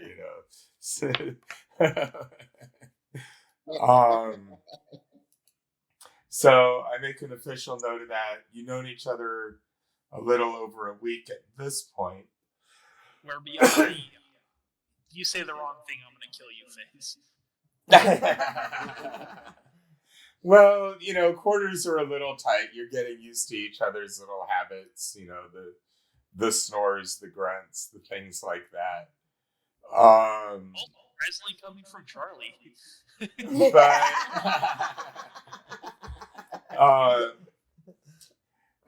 But you did bond a little bit in the one fight, and you're getting to know each other's signals and things. And let's see, how about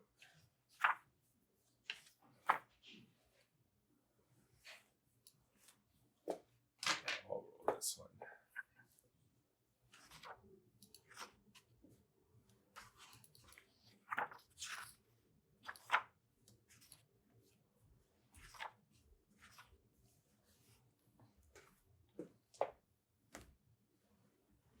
Oops, wrong guy.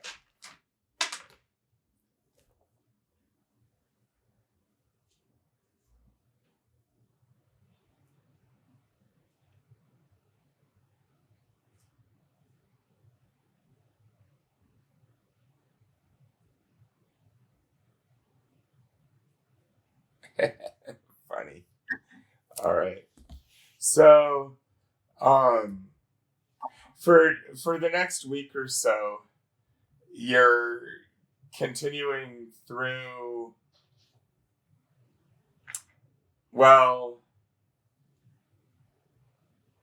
at the time, I guess they still would have considered it Queen Mary Land. And so you're heading west, sort of a little bit south, and then a little bit back north. Fort Cumberland is where today's Pittsburgh is, roughly. But the political boundaries were all very different, of course. So you're still heading through farmlands and things, though.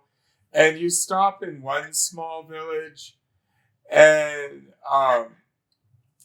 you're able to collect the younger men without any trouble. It's not an all hands, and you get your positions filled. But you do notice while you're there that it's not a stockade around the town or anything. There's just kind of a wall out in a field.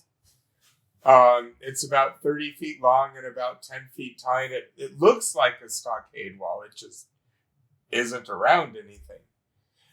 And while you're there, there's like a group of, I guess you'd call them middle-aged, almost elderly, older men with paunches and stuff.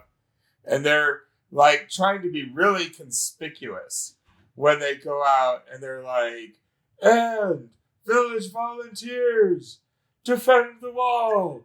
And they all go up, and they practice very rustily, but like it's a real fight. And they get up on the wall, and they're like seriously guarding like the cornfield. And a rabbit runs across, and this dude actually shoots at it. The older guy takes a shot. hits it.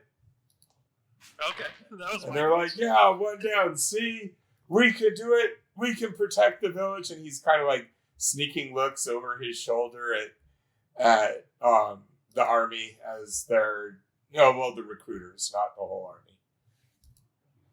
army. And so if you'd care to interact with them or just look on amusedly, it's up to you. I'm good with just staring at them, judging. Okay.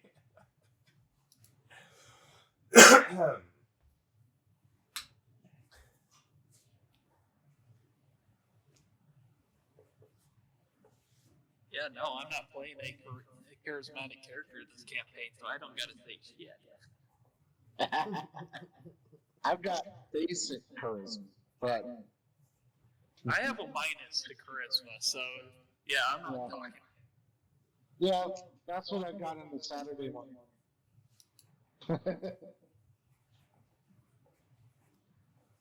But yes, our charismatic young lady to do the talking. Yep. Except, of course, we're dealing with people who walk us into women. They're there. Yeah, but they'll listen to me. Maybe you can convince them to allow women to vote in the new country.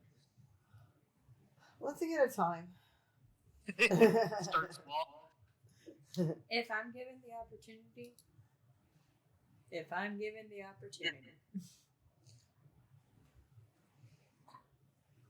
Yeah, right now there's no voting at all. Because nobody in the colonies gets to vote for parliament.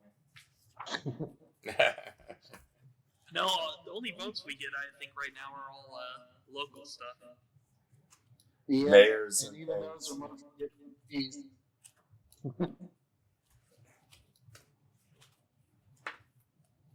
Subject to approval, right? Yeah. We vote for this sheriff. I don't like that sheriff, so we're gonna go with this other guy. Well, damn. But I owe a favor to this guy's family. Well, he might last until a letter gets to England and someone else comes back with the appointment. I mean, you might have 6-7 months to really accomplish something. Let's see. This might be good. Uh-oh.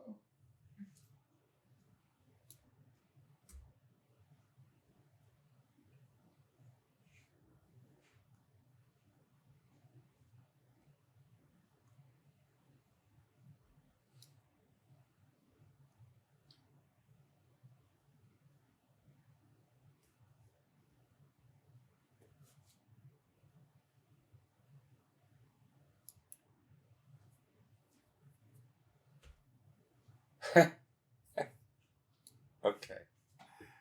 I guess. Well, we'll see. All right. I guess I'll roll to see which one of you. This is so ridiculous. All right.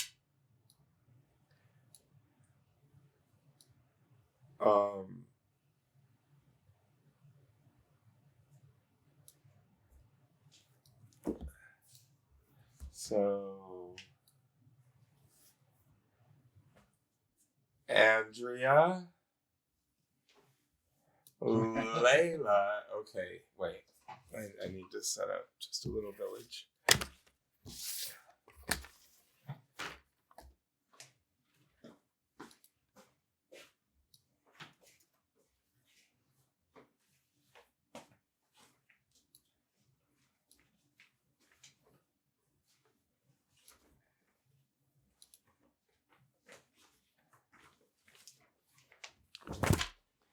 All right, so it's a little crossroads. And you guys are ahead of the army a ways. They're going to be catching up. And you stop, I guess, not necessarily in the bar, unless you want to.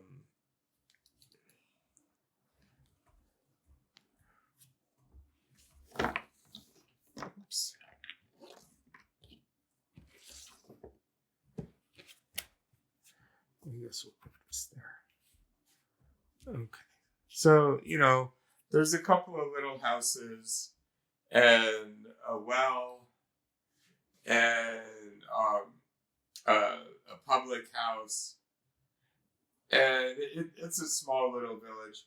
The town's the army's probably just going to pass through. They may not even stop. But you go to get yourself a drink of water, and everyone's had a little drink, and, you're pulling up the bucket, and there's a hand in there with a really nice ring on it. Ew. That's What the hell? horrifying.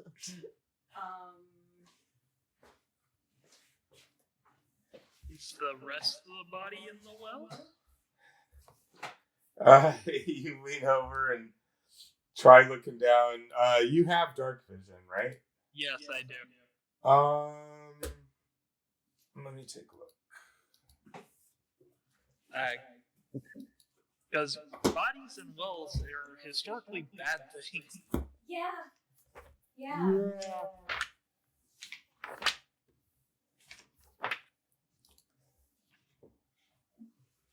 Does the ring have any identifiers? First we'll find out if the hand is attached to a body.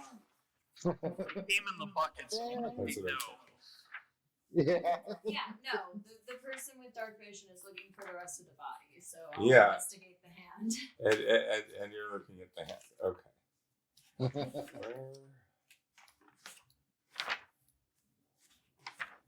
There we go. I'm just thinking about now we're gonna have to, decontaminate the well and then purify the water. Yeah, speaking of, did you actually take purified food and drink? Dysentery from drinking icky well water.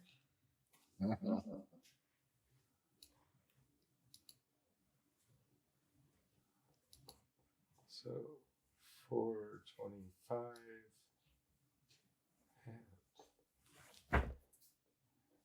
Wow. Wearing gold with pearl ring.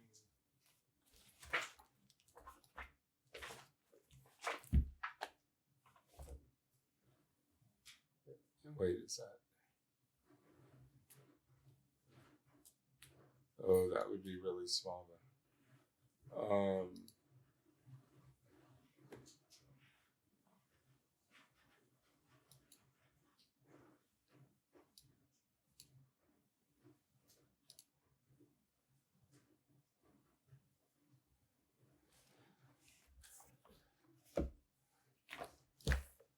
All right.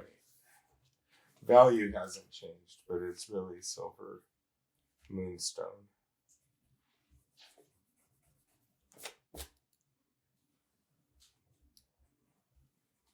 So it's decent sized.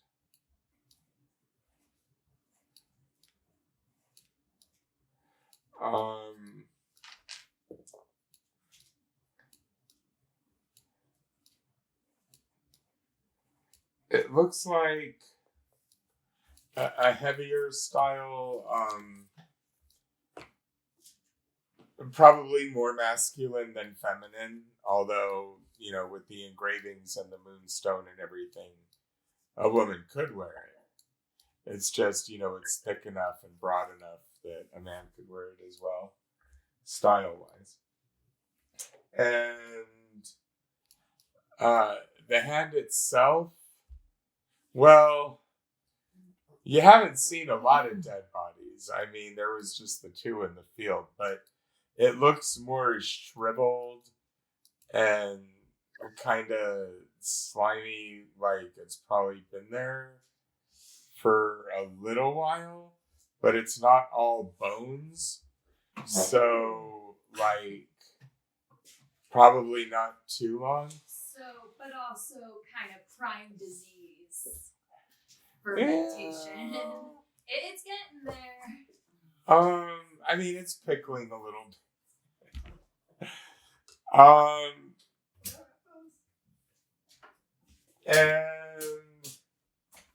Klikli, I mean, you can see down to the water about 20 feet down. And you can see the well itself is in decent shape. I mean, it's not like they go down there scraping the moss off the walls or anything. It's been there a while. But you don't see a whole body floating or anything. You can't really see deeply into the water, though, just near the surface.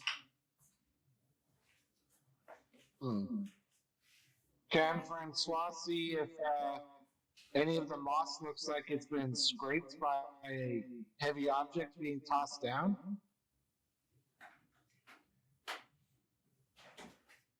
Also, can I tell if the flesh is like cut or like torn? For instance, like I guess each of you roll investigation. I have advantage on that. My worst. No. It's not my worst, but it sure as hell not my best. Yeah. Wait, I 10. I Careful rolled study, it. bonus action, double proficiency bonus. I rolled a 9 with a +1. I do have, it's called careful study. It's a bonus action. Double proficiency bonus instead of normal bonus to ability check with proficient skill or tool. And then the help action grants this benefit to a creature you aid in addition to advantage on ability check. So if you ever want help, you can ask for it and you get more. But you get a bonus yourself, right? But with investigation, I already have advantage. Okay. So I don't need to use that.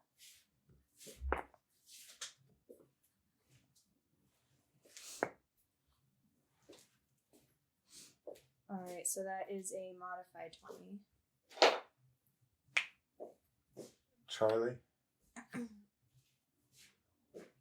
Yes. What'd you get? Oh, I'm sorry.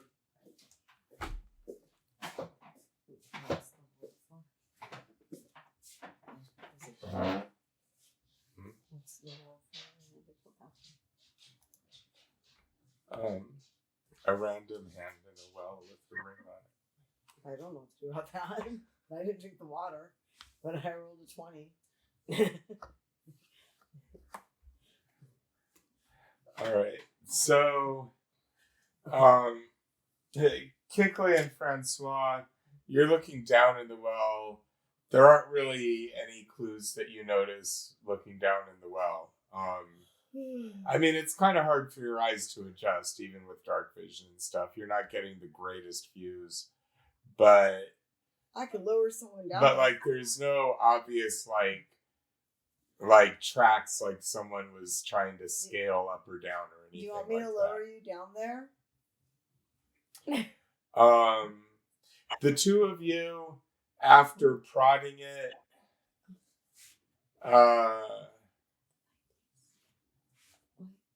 it's kind of like, I guess I would compare it to maybe a roast that was just kind of left soaking for a couple of days. Like, it's coming apart and peely and kind of gross. Yeah, And you should just bury it. it looks... The bone is smooth cut. So it doesn't look like it was ground or crushed off. It looks like it was sawed or chopped through. Somebody could go down and see if there's more body parts down there. I'm not going to do it, but I'm strong enough to lower someone down there to do it. No one wants to go for a swim in the well. I guess I can go down because at least I can see it in the dark. Yeah, both of us can see in the dark. I'm willing to allow you the honor. You are Frenchie. We'll lower you down and bring you up. Okay. You could- I hand you guys my weapons and stuff like that, so I don't drop them in the water. We secure your weapons. And then I guess I'll grab onto the rope and let them lower me down.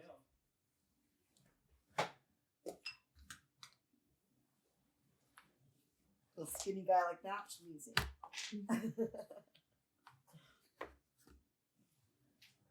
Oh, I'm still in decent shape. I'm just a little. Well, actually, I'm the second tallest of the group. Uh-huh.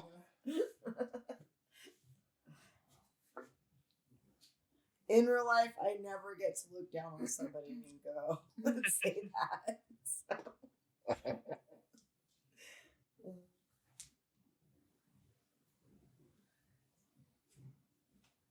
So we're lowering down. All right. Carefully, slowly, slowly. With help, we're all assisting. So we get to roll with triple advantage. I'm just the cheerleader. All right.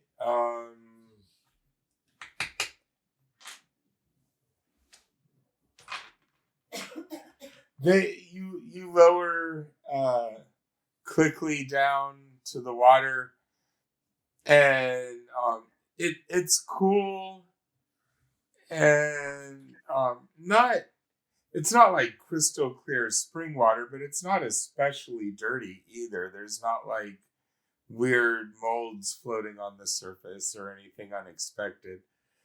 There's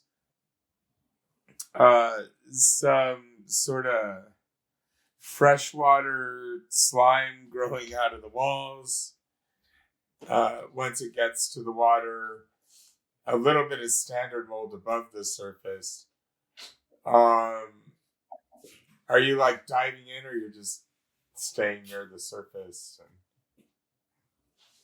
Well, I'm observing first. If I don't see anything within the surface, I'll duck my head underwater.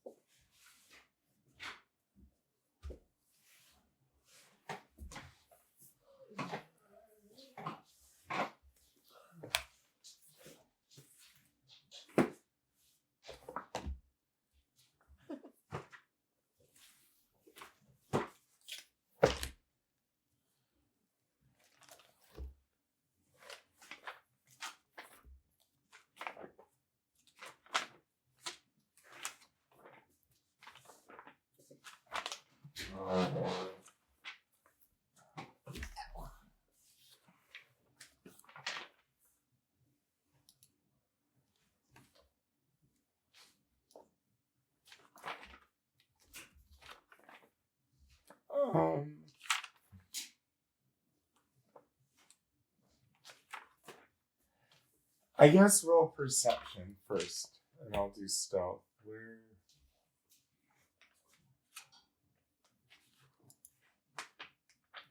Yeah, that's a nat one. I don't see shit. So thick. Or actually, is it 5 or 6?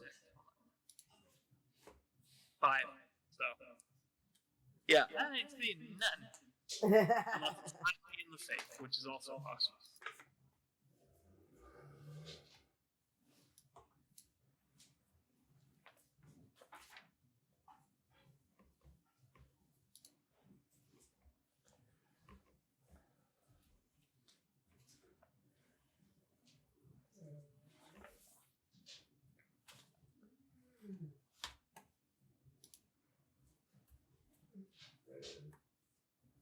All right. So, but you rolled a 1. Wow. Okay. Yeah. Well, I guess it has a bonus too. Is that? Ouch. Okay. Where's that other book? There it is.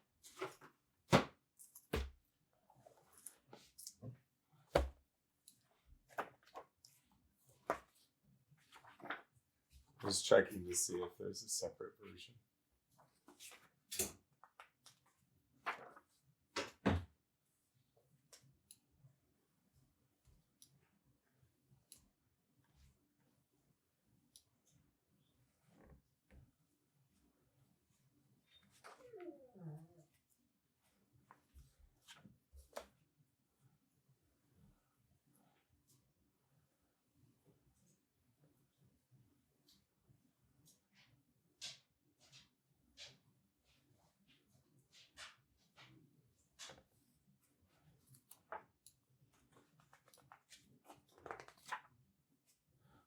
You kill her.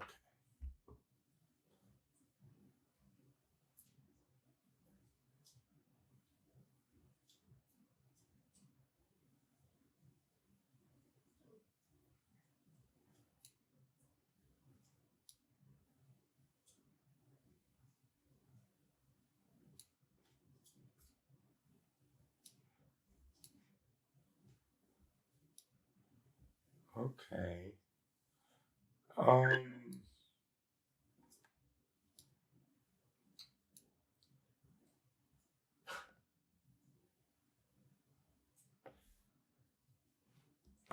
I guess that would be like one of those.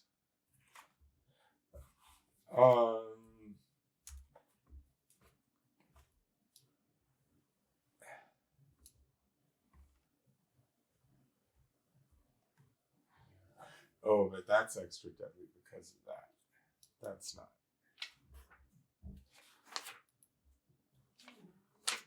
Okay, that's more accurate. So.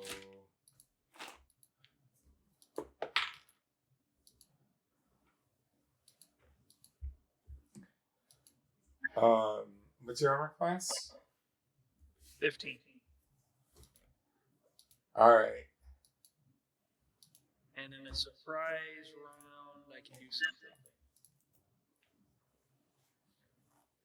If you are surprised, you can take the dodge action and make reactions on your first turn of the combat. Okay, so dodge will give it disadvantage, right? Yeah. Oh, that's even better than the other one. Ah. All right. Well, you stick your face in, and I'm sorry it took me a minute. I had to find the D&D stat that would be relative, but bottom line, you feel a bite, and you take, ouch, 8 points of piercing damage, and there's a eel chomped onto your shoulder.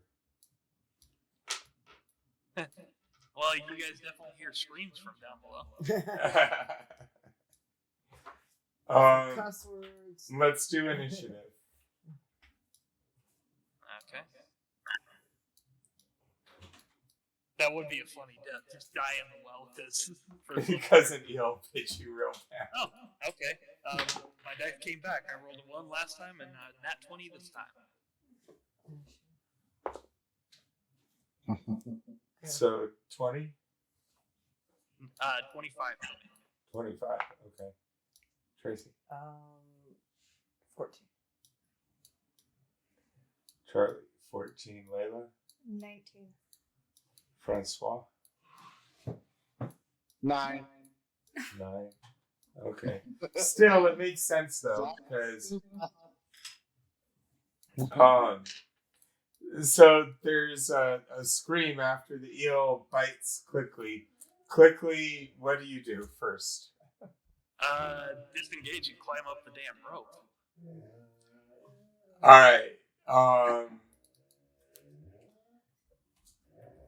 So Klikli's climbing up the rope. It's 20 feet, and you have the rope, so no problem. You make it up to the top. He's bleeding from his shoulder, and there's a thrashing in the water down there. Layla? Killed me. No, I'm not kidding. I took 8 points of damage. I have 4 hit points left. Yeah. Let's see, because mending was just like clothing and stuff, right? Yeah, items. Yeah. So I could do cure wounds or healing word. I don't know which one does more or better. Cure wounds always does better. All right. But it's a touch spell. Healing word does less, but it's ranged. All right. So. And those are on your gambit list? Yeah. Okay. Yeah, those are just part of the. Because I have one No, I'm gonna check. I'm not saying don't do it. Definitely do it. I'm just thinking about how description. So sometimes they say like you use a certain like poultice or something. Yeah. Not that you have to necessarily have it, but He starts plucking all the little needle eel teeth out of my shoulder.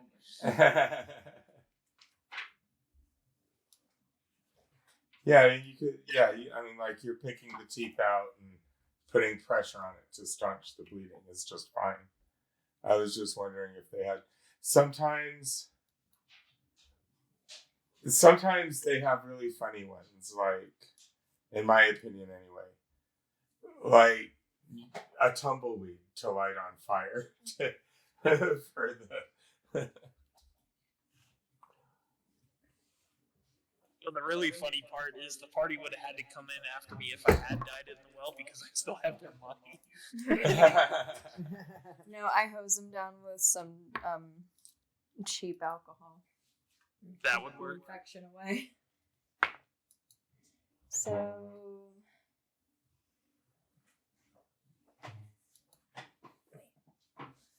Sorry, I have to double check it again.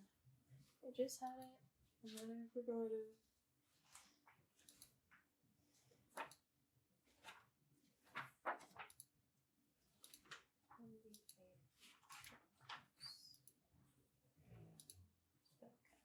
So my theory is somebody killed somebody and chucked them into the well and let that little fucker down there take care of it. It could be right. So you get all 8 back. Oh, thank God. Thank you. Yeah, you see that the water was clear. Maybe we should bring up a bucket of water and see if it needs purifying. Just to know if we need to warn the column not to drink the well water or not. That is what we're doing. Right? Yeah, well, spoil the hell out of it. Yeah. Well, you could certainly purify water for yourselves with the spells. That's no problem. As far as the other 700 people, that might be a little trickier. Yeah, but we can at least tell them that it's an issue. Yeah, I was just saying that we should double check and find out whether it needs purification or not. Because if it needs it, we definitely need to warn them.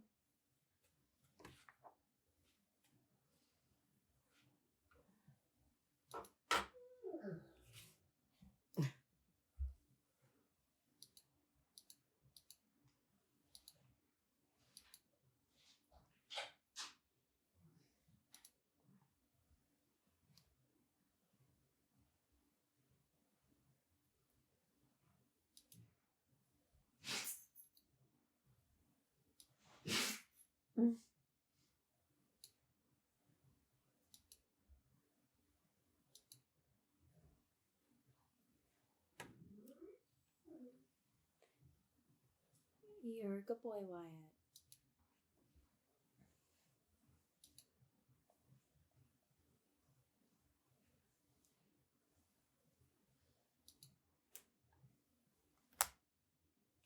Well, I don't think there was enough in there relative to the amount of water that flows in and out of there for long enough to really make it all go bad. You're probably a little grossed out. But I mean, considering the state of general sanitation anyway, I'm not sure anyone would really notice if they got a little extra runs or a little extra stomach cramping. And, you know, their constitutions are probably used to weird things being in their water. I mean, you know, that brown stuff they serve Marty McFly is what people drink if they're not drinking liquor. which probably explains why they drink so much liquor. There's beer. There's certainly the army would be bringing grog along. The Navy was required to have a certain amount of grog, sort of watered down rum. But that would kill the various parasites that generally lived in it. Just enough rum to act as a water disinfectant. Yes. Make you feel a little better about your lot in life under decks for months at a time. So yeah, I mean, you guys probably would want to go up the road or get a drink in the bar, but you don't really need to warn the column. If they make much use of it other than for the animals anyway, by the time they've brewed beer with it, it's fine. But we might want to find out who's missing. Yeah. So we dealt with the well. Now let's see if we can find somebody who recognizes this ring. I don't think we want to show them the hand to recognize. I mean, can we even get the ring off without ripping the skin well, off it's of sort the of bell? squishy and some of the skin peels. Yeah, when she asked that, I hand her one of my tomahawks.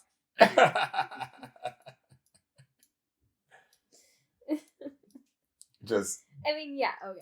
all right. Using So a you blade is chop the finger off and pull the ring off the stump. We can wrap the rest of the hand in cloth in case they want to bury it or something. Okay.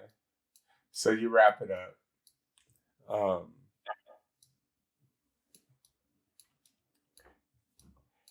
And with the extra finger just kind of in the wrapping with it. It's all in a pile. And so it's a fairly nice ring. I mean, it's worth some money if you could sell it. It looks good. It's attractively made. There's no engraving on the inside or anything like that.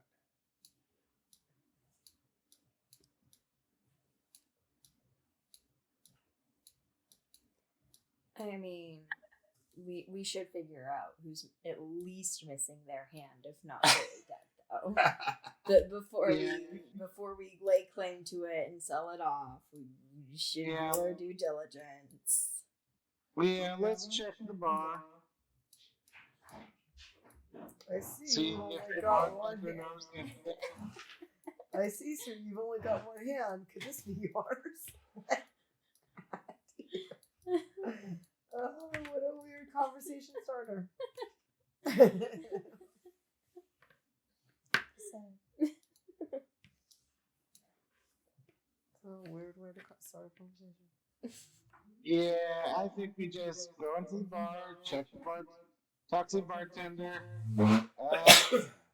Army's coming through here. We found something interesting. You want to tell us about it before we have to let the captain know? I don't know anything about anything. What do you mean? Don't you want something to drink? This is a bar. I know nothing about nothing. Yeah, I really wouldn't want to talk to the captain either, but we can handle this quietly and find out whether make sure it's nothing important, and that way the army can just march right on through without stopping. You want to help us out? We just want to return property to its rightful owner,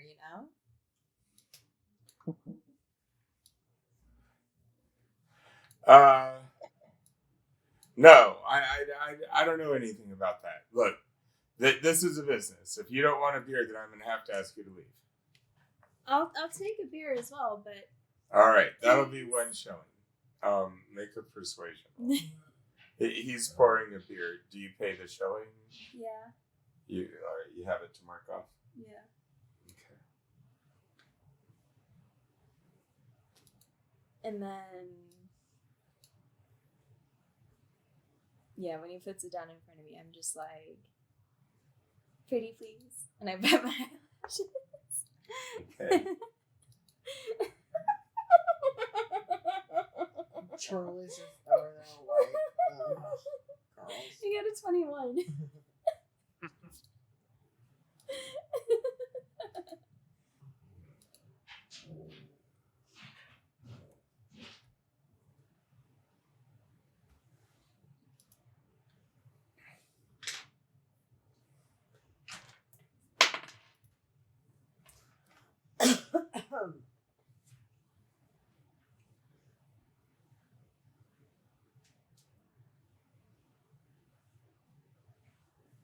All right. He crosses himself and then he says, forgive me, but we tried to tell those people that there's evil spirits in the well. And they woke the evil spirits. And really, it's not our fault, but you just leave them alone and they'll leave you alone. And everything's okay, really. It's just, here, the beer is much better. Don't even bother with the well. That'll be 1 shilling, and you pay him.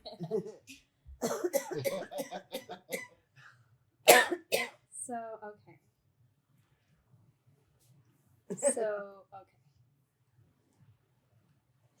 So, would you not like to bury the hand then? The spirit sent it back from hell? Get it, it's not in here, is it? Get it out of here. Oh, no, of course not. No, it's not. Don't worry about it. It's not. It's fine. Don't worry about it. It's not. It's just my back pocket. It's fine. It's fine. He reaches under the counter and he pulls out a Bible and he's just sort of clutching it nervously. Great. This place killed somebody and tossed them into the well to let an eel eat them. I think they sacrificed somebody into the well thinking the eel was a demon. Well, it did bite like a little asshole, so... I mean, to certain, especially olden time people, anything that came from the ground came from hell.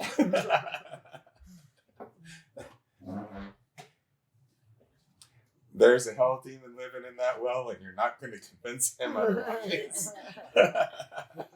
Even if we brought up being like, see, this is an You eel. never No, that know. is what demons look like. I have seen it in my That's books. that's their tongue. Look, it's right here in my Bible. Exactly. So. I Yeah, kinda this wanna guy go didn't fishing go to in the well same now. school as you did. So, all right. Yeah, I'm gonna Thank you, whisper sir. into Francois' ear is like, if we use the hand as bait, we could probably fish that little fucker out of there. It's worth a try. And Yes, then my buddy. I'll share my drink with whoever wants some. All right.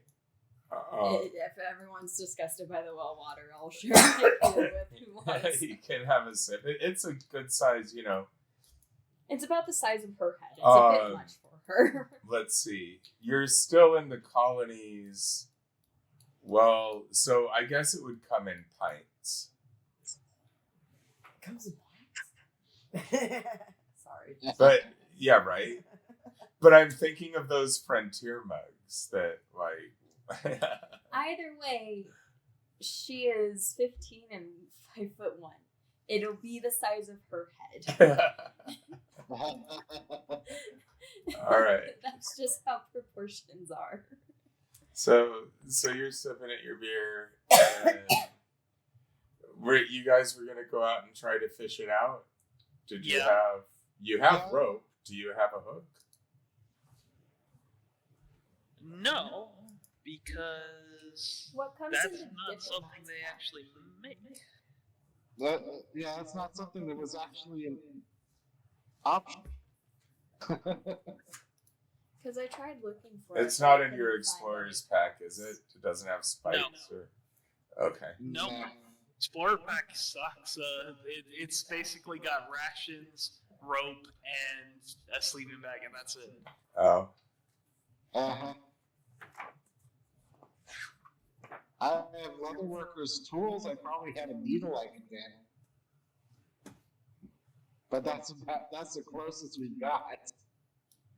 Well, leather workers' tools, they should have a that big leather working needle, and they make them hurt. Yeah, could probably try with that.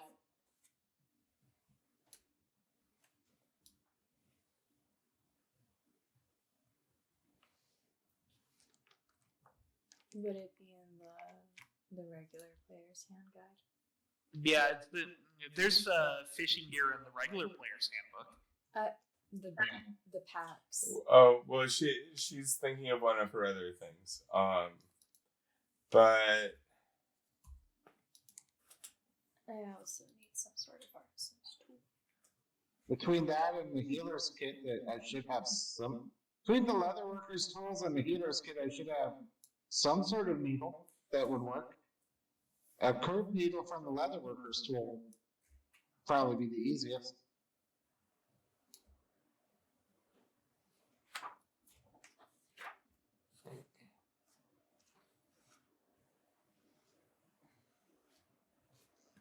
Or we could just ask one of the people here, like the bartender, for a fishing pole. Or see if there's, say, general store or someplace that we could buy fishing gear. I We feel don't like need this to area is Out. I feel like the area may be a little too landlocked for that. Yeah, But this is still the Northeast, so ponds and rivers and creeks. oh yeah, there's a lot of water around. Yeah. We're not going deep sea fishing. We don't need a full on fishing boat. I just need a fishing pole. Yeah. We don't have to tell them that we're fishing from their demon well. Just say, well, we're tired of squirrel. We want to look for some fish.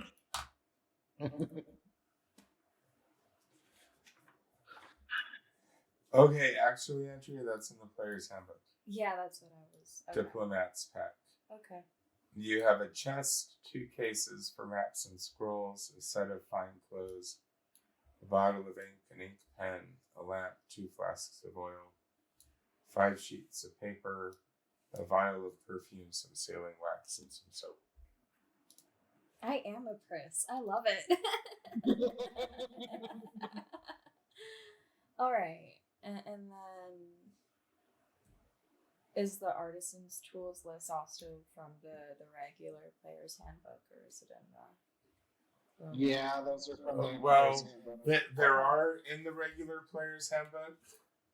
But is there a separate list in that? Absolutely, but there's extras, like here. But yeah, like gunsmith and stuff like that. So there's So pick one of those. So if you wanted like a nice official fishing tackle set with, I don't know that they quite have fly rods yet, but a variety of hooks and lures and things, that would cost a little bit of money. But a lot of people, I mean, if you just unwind a strand from your rope and tie it to a bent needle and tie the other end to a stick, that would kind of be what most people do. Yeah, that works. Sounds good. Now you're going to have to unwind or cut, I guess about 25 feet of rope.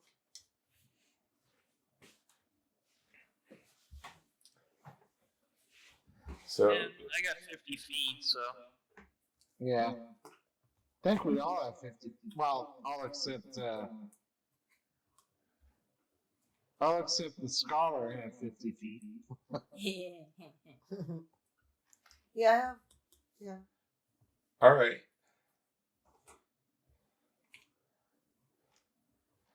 So trying to remember your names. Klikli has 30 feet of rope and like 4 25-foot strings. And because making rope is just a matter of twisting strings and then twisting them together, we made twine out of bark winds up in Yosemite, and it's pretty cool. But same thing if you're weaving threads together and then twisting them. And so I guess,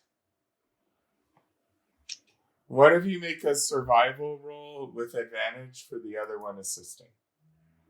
Francois has higher, so. Alright, so. That's what you said, right? That your survival was like 5? Yeah. Okay. Survival and stealth were my expertise choices, so that's going to be a 21. All right. This thing's pretty aggressive, and there's already blood in the water, so you don't even have to find any fancy bait. You just lower the hook down, and it grabs on.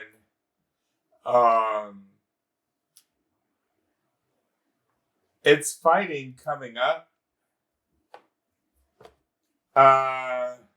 And you don't have like a reel to tease it. You just kind of have to pull it up and pull on the string and pull it back. And how long?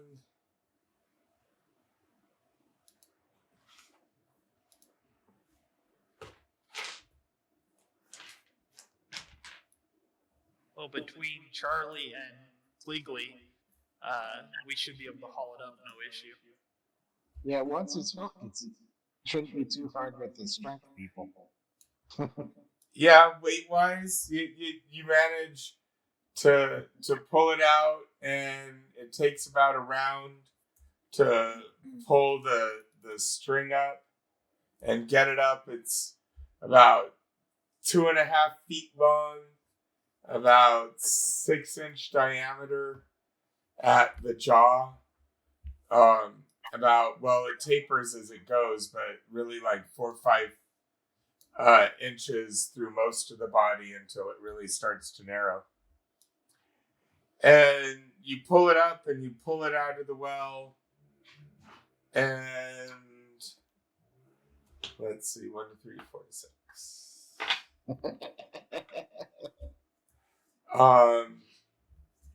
It tries to snap at Francois. What's your armor class? 15. This really is a little demon, isn't it? I wasn't kidding.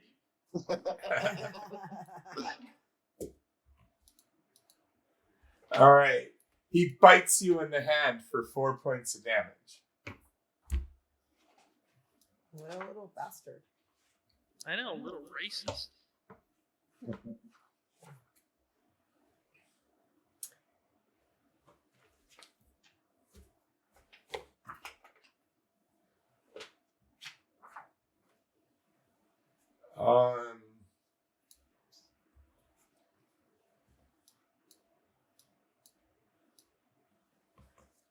All right, so I guess we'll just stay in that order. So Klikli, Francois just let out an exclamation as this thing bit his hand. It's kind of hanging on the wall of the well. It's still got the hook and string in its mouth. What are you doing? So it's still technically dangling in the well? Half in, half out. It could flop either way. Hard to tell. Okay. Can I yoink it the rest of the way over the well and then hit it with my tomahawk? Yeah. Then I'd like to do that. Yeah, all right. So, I mean, you know, it's a hooked eel. We'll just consider it grappled for that purpose. So So its movement is 0. You back up 5 feet, pulling it out, and then whack it with your tomahawk. Go ahead and roll. yeah, so 20 on the dice roll. Thwack! Roll your damage. Okay. And you've got lots of bonuses with using a tomahawk. Yes and no. It's just instead of a D6, it's a D8 on the damage die.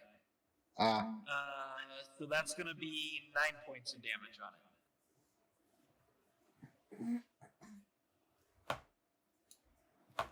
All right. Your tomahawk sticks into it, and there's a splat of blood about halfway down its body, and it lets out a weird sort of hissing noise that it's not used to making noises at all, but it's now definitely snapping at you, though. But it's not its turn yet. First... Oh, well, Layla... You were in there getting information, right? Mm-hmm. And Charlie, you too? Yeah. Okay, so Francois. It's still squirming and snapping on the ground between you guys. Yanked a long knife out of my boot and stabbed down on it. All right, roll to hit. I'm assuming it's not advantage. No, you should have advantage. Yeah. Is it prone? I guess we'll call it prone. Sure. Yeah. It's prone, it is surrounded, and it is restrained because it's on the hook. Oh, it's flanked too, isn't it? Yeah. Alright, so that will be an 18 to hit. All right, so you stab into it. Roll your damage. Yes, it's a nice two-handed stab with a long knife. And including sneak attack, that gives 11 points of damage. All right, you take no chances. You full on go for the backstab.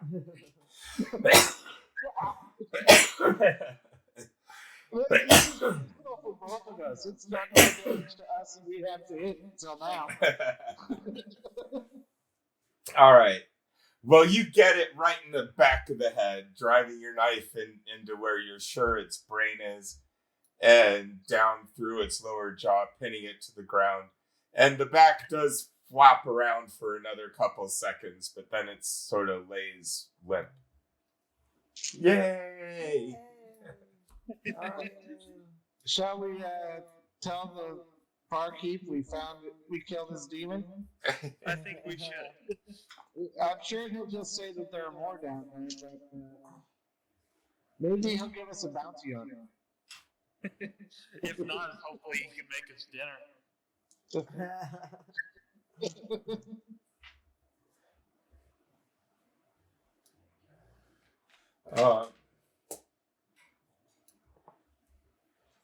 All right.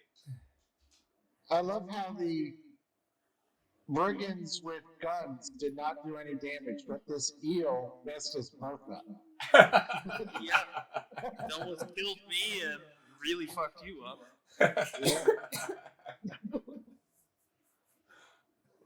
But at least with the brigands, we were each in our, we were in a good spot. Yeah. I outranged them with my bow by a significant margin. Yeah. All right, so you walk in, and he sees this long water snake hanging from your hands, presumably with the rope still hooked in its mouth. And he calls out, Oh, yeah. "Saints preserve us! Get that thing out of here! Take it to the priest! Have him destroy it!" We killed it. It's destroyed. Well, burn it quickly. And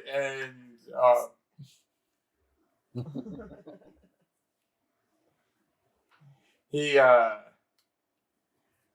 guess he would grab a little vial from under the counter, and he's still got his Bible in his hand from when they were talking to him.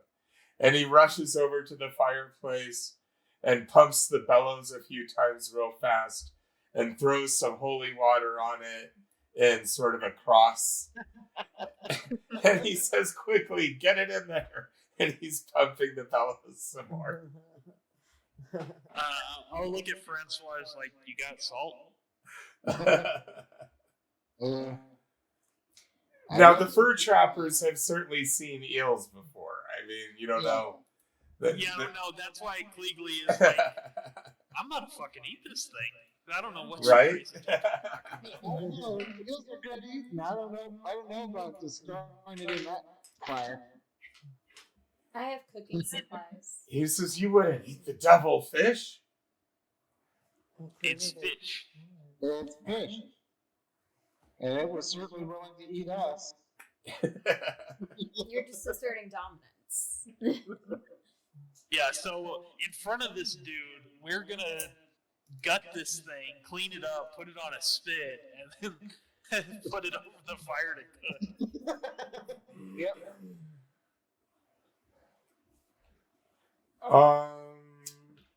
Francois is Cajun and I'm Native American. We aren't wasting this thing. Yeah, What are your charisma bonuses?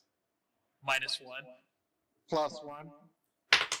I'll help. I can help smooth things over. Yeah, these two. Think about it this These way.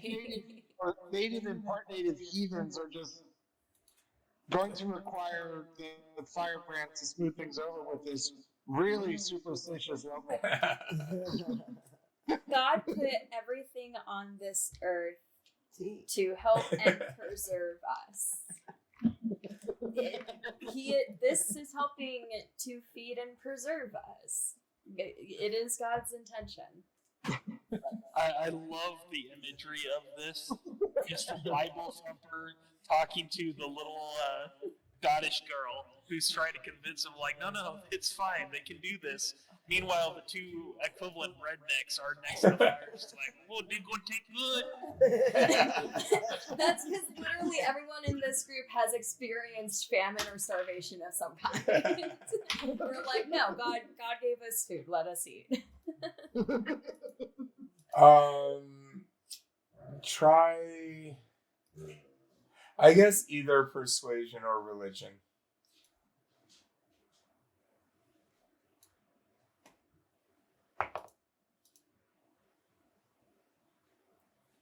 22. I like her.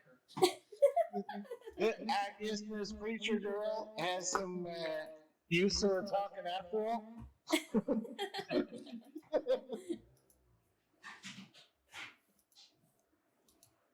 I mean, this is a big fish. This is like all the food we need for the day.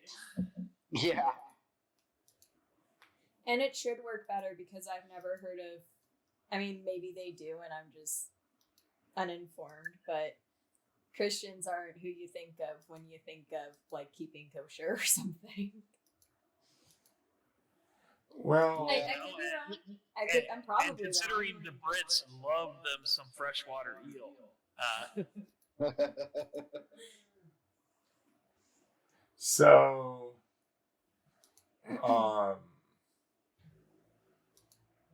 I know Protestants were very, but the King James version of the Bible, which this guy probably is clutching in his arms, specifically calls eels abominations. okay. But you convince him that since they're heathens and their souls are doomed to hell anyway, no, you probably don't have to go that far. Yeah. But you do manage to convince him that since they're heathens from the wilderness and, you know, they really don't know right from wrong in the same way as someone who reads their Bible all the time, that it's not gonna harm his hearth, and especially he put holy water and he can clean it more later. Um, and so, I mean, he's still opposed to it, but he's not like fighting mad. And He's just a little bit under duress. it's like, well, I mean, okay, the Europeans would eat people if they were pushed to it. Not all of the natives were cannibals, but there was some ritual cannibalism. And so it would be weird, but you're convincing enough for him to allow it. It's like,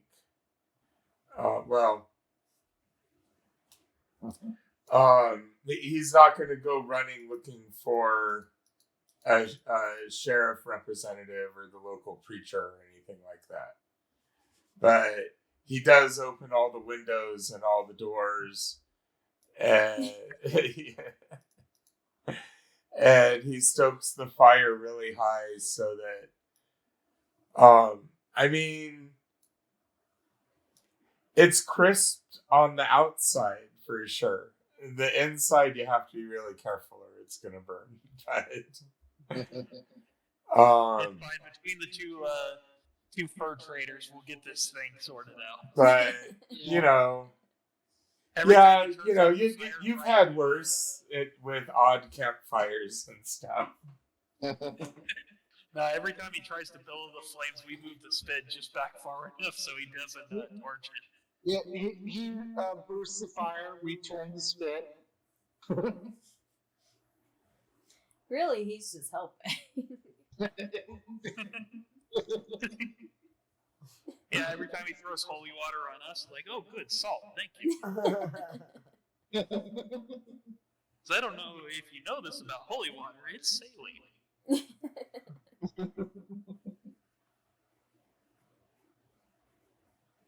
Okay.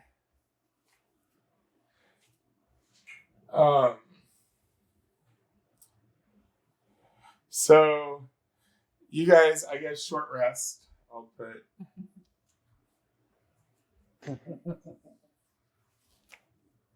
Yeah, short rest. Francois can bandage his hand. That's done to be.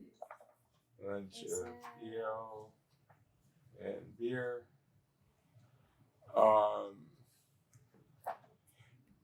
And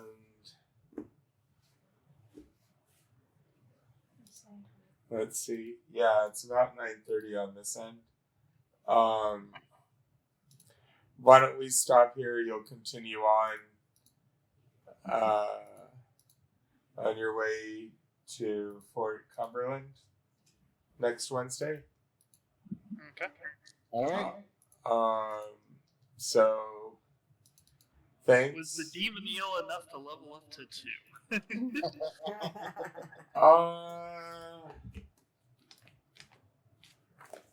He's not. Let me say probably. I'm gonna look, but let me say probably. Damn thing almost one-shot me.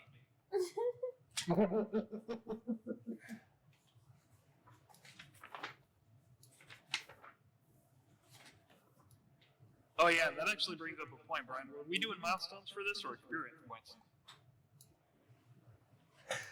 Well, I was leaning more towards milestones. Okay.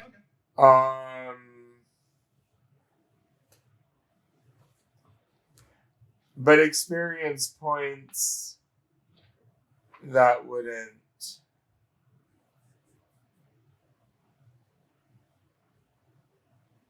Between the Not quite. My general idea. Is it spoilers if I'm referring to historical events? I think almost 300 years is past the embargo date. So, if anyone disagrees, but my thought was, I mean, first to second is almost always just 1 or 2 sessions, right? So, I thought when you get to Fort Cumberland, that'll be 1. And then when you're with Braddock's expedition, there and back would be a second. And then I was kind of going to leave it up to you guys. I was going to float some rumors because there are a few conflicts that occur before the next army gets there from England. And so there's going to be downtime / depending on your financial situations, if you want to go work a trade for a while or buy and work a farm for a while or whatever. If you want to just keep journeying, that's doable. But it would basically be after Braddock's expedition, you get back, then there's some stuff up where a bunch of you are from, like top of New York area. And then there's just like small skirmishes along the frontier until the next year. So if you want to be wrapped up in the skirmishes and getting to know people and building your name and reputation, but the next one probably wouldn't be milestone wise until the next campaigns. But I think at level 2 you would be good for dealing with skirmishes and things like that. And that's kind of the sort of pace I was thinking. But like we maybe skip like 6 to 9 months as you go do your private things and then come back together. That was the way it was laid out in Lord of the Rings, to cover the period between the Hobbit and the Fellowship. And if we want, and I would like to cover different things, I mean, potentially up to the War of 1812. But I don't know, like, just keeping track of experience, if we went strictly with the snake, and we're still broadcasting, but I'm okay with this being discussed for people because it's session 01, right? So, the snake was 50 experience points. If we divide that by 4, that's 12 experience points each. But usually I give you guys a lot of experience for role-playing and things too. So if we said that was 25 experience points for the night, I wonder where that would end up when we got to Fort Cumberland or to the end of Braddock's march. It might be worth keeping separate track. And I don't know, now that it comes up, I probably should. But, and then the bandits were the same CR, so they were probably the same. So 150 divided by 4, 33 each? Am I mathing right? And so that could be a lot of game sessions before an advancement. But as we saw, I mean, we knew the guns were deadly, right? I mean, it took a few arrows to bring the one guy down. But the gun did good damage. The other gun missed. The eel, damn. The eel was nasty. And maybe I wasn't thinking that much about the beasts because we usually get past them so fast. But encounter tables include mountain lions and bears and stuff like that. So Nations and Canon says it's smart to start even at 2nd level so you're a little tougher. But so I'm okay with getting you there at Fort Cumberland. But once you're second level, I'm kind of interested now where the experience points would end up. But I'm thinking of like a campaign, like be it Braddock's March or Fort William Smith. Oh, incidentally, I don't know if you guys are big fans or not of Last of the Mohicans, but historically, Colonel Monroe was unmarried and had no children. In the book, movie, and I've decided in game, Colonel Monroe absolutely has a couple of daughters.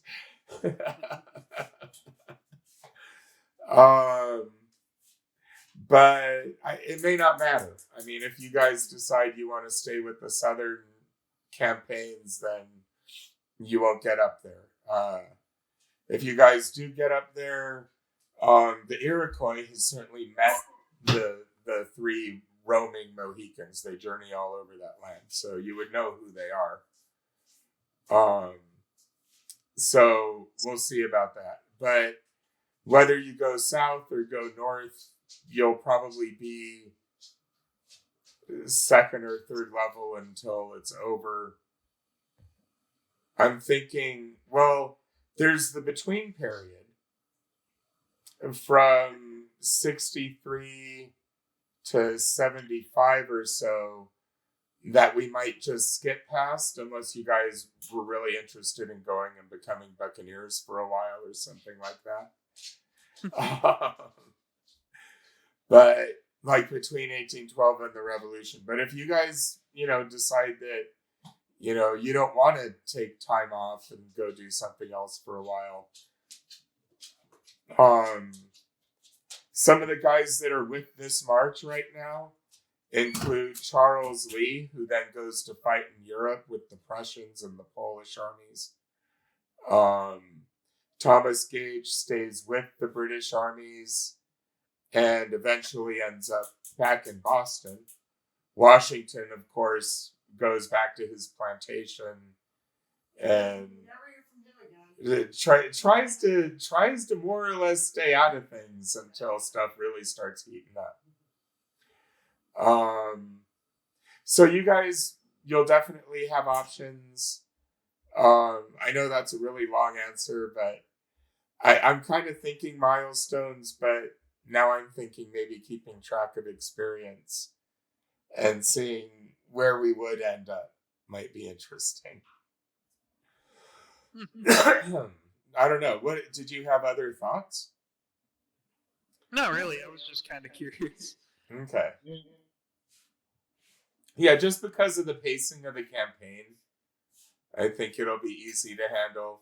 As long as, you're not like rushing to get Fireball or Revivify because they're not here. So, so I don't know that. I guess I'm saying if it feels too slow, if you feel like you're stagnating, feel free to speak up. But I don't want to rush it too fast. But we also discussed the proteges. So, if you have, even if you have troops assigned to you, you might end up with an affinity for some of them. But if you were to hire or meet NPCs that you wanted to be like your junior partner, like Alexander Hamilton was aide to George Washington, but eventually he became his own PC. You know what I mean?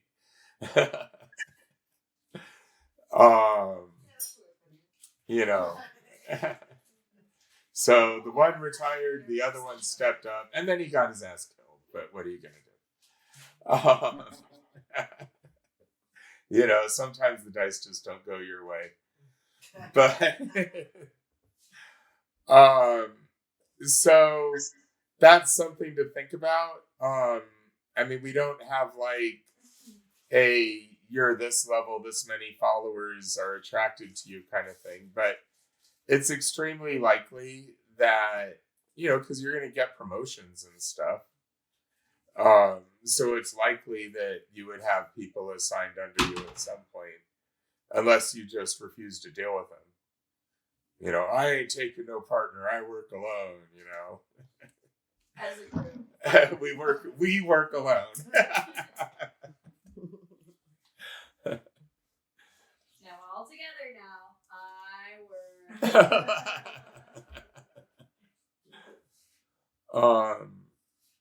I work alone with these other people. But yeah, I don't know. I'm curious now. Now, you know, when you're higher levels, commanding units, working other special missions, you know, scouting up ahead behind the lines, as you've been doing, but it can get more dangerous when there's more guards, or some of the troops are tougher than other troops. I mean, you know, a couple of highwaymen are not the equal of, you know, a squad of dragoons by any measure. So, I think we have a ways to go, but I don't want to hit like 10, 12 too fast, because normally I'm okay with going past it. But, I mean, the grizzly bears will only get so big. And, you know, are there bigger eels? Sure. But, I mean, you know, let's not be ridiculous about it. That they're not going to be 50 feet long breathing steam at you. I wouldn't expect. Oh, that would be a little. Oh, there are That a lot would be of a little dragons. more fanciful then. Yeah, I wasn't thinking that fanciful. That's like X-Files fanciful. Depending on where we go from the south to the mid-east, we could come across bull sharks. Yes, absolutely.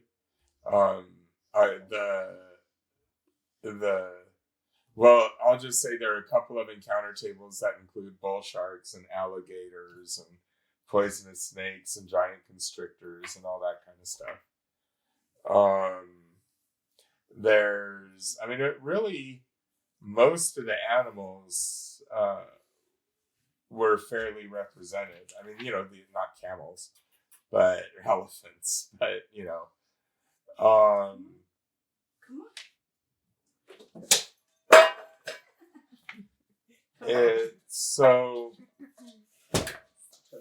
So especially, okay, getting first to second quickly, yes. Because we don't want you to be too fragile, right? We want you to stand out above the average person.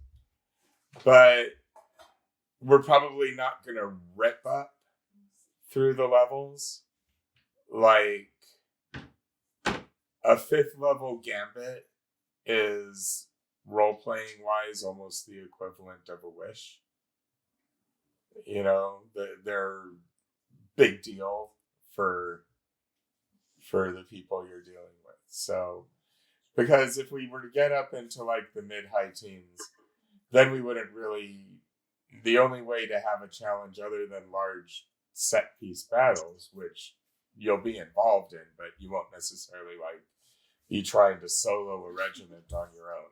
Like in the Portal game, you guys are like, there's only 10,000 of them. Let's go, guys. All 5 of us. We got it. But you might be going around to try and snipe the commanders or disrupt the supplies or help break a hole through in a key position or holding a key position. Or they might just say, all right, each of you gets 10 of our native ally scouts go around the flank. You know, you're squad leaders now. Congratulations, corporals. So, but I mean, I don't want to bully you guys, but I want it to be fun. And so we all have, I know, kind of the same idea, I think. If not, speak up anytime. I don't want to bully you, but translation, I want to bully you. I don't want to bully you. No. I mean, no, when we were talking about it, we talked about mainly following the historical campaigns. I mean, I mentioned even then, you know, there are privateers. If you guys in between decided that, you know, you wanted to try out the pirate life, you could get a letter from somebody and go raid Spanish ships and give a piece over to the crown. Balloons? Spanish balloons. That's right. I hear Cuba's nice this time of year. We can work out pieces of 8 in the economy. That's not a problem.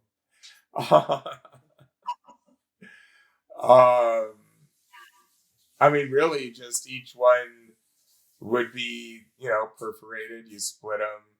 If you have, each one's worth a gold coin. Maybe you would make it a half a gold just for economy reasons. But, you know, you just split them up and then convert it. So, I mean, if each one should be, I guess, 40 pounds or 80 pounds is the question. Probably 40 is probably more reasonable. So like half a gold for each section. But people would trade and spend the sections, the pieces. So, if you wanted, you know, to adventure further out west, that's certainly doable. You could There's discover the gold before. Well, there's still pioneers, even after this, you know, Daniel Boone and them, who he's with the caravan too. But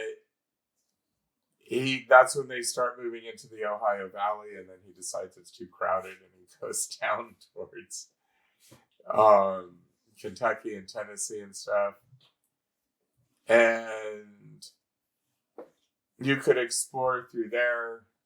You could strike out further west, which is mainly native lands, occasional trappers or traders near the Mississippi. But then in the far west, the Southwest is Spanish. It has been for a couple hundred years, from New Mexico to California.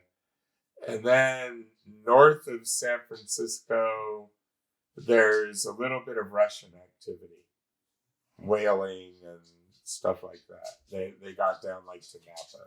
If we became buccaneers, then we could accrue armada ships. Or at least get one really well outfitted one. I mean, eventually, you start with one, and then you build. You start with one really well outfitted one, and then you build your armada out of prizes. Yeah, exactly. I am able to choose one more language to speak. It's gonna be pirate. That brings up a question I had, Brian. So for favorite enemies in the handbook, you learn the language and for your favorite enemy. Is that still the case in this game?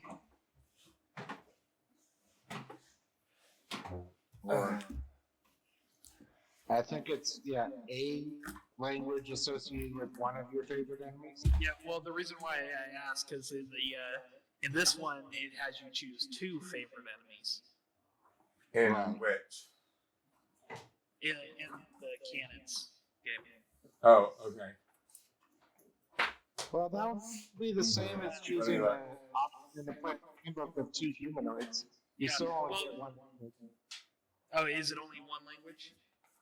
Well, in the player's handbook version, the standard version, if you choose 2 humanoids, you still only get one language associated with your favorite enemy. Okay. I'm just trying to figure out how many languages I have, because my race and background give me 3 off the bat.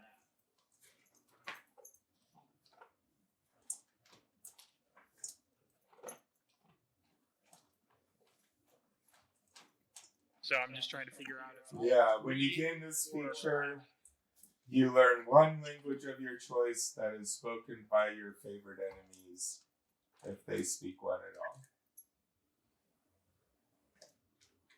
Okay, so I have 4 languages.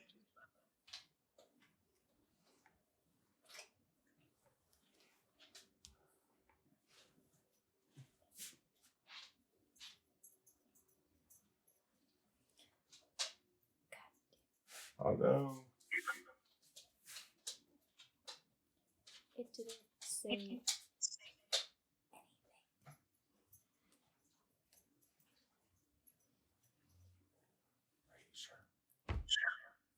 It only has saved what I wrote down before today, so I didn't redo all of that. okay, I'm sorry. Okay, cool. All right. Yeah. All right, I'm gonna close the stream. Thanks for listening and watching, and we'll catch you guys with this game next week. Oh, and I'm probably gonna put this one on YouTube, so keep an eye out for it there. I'll post an address. All right, good night. Night.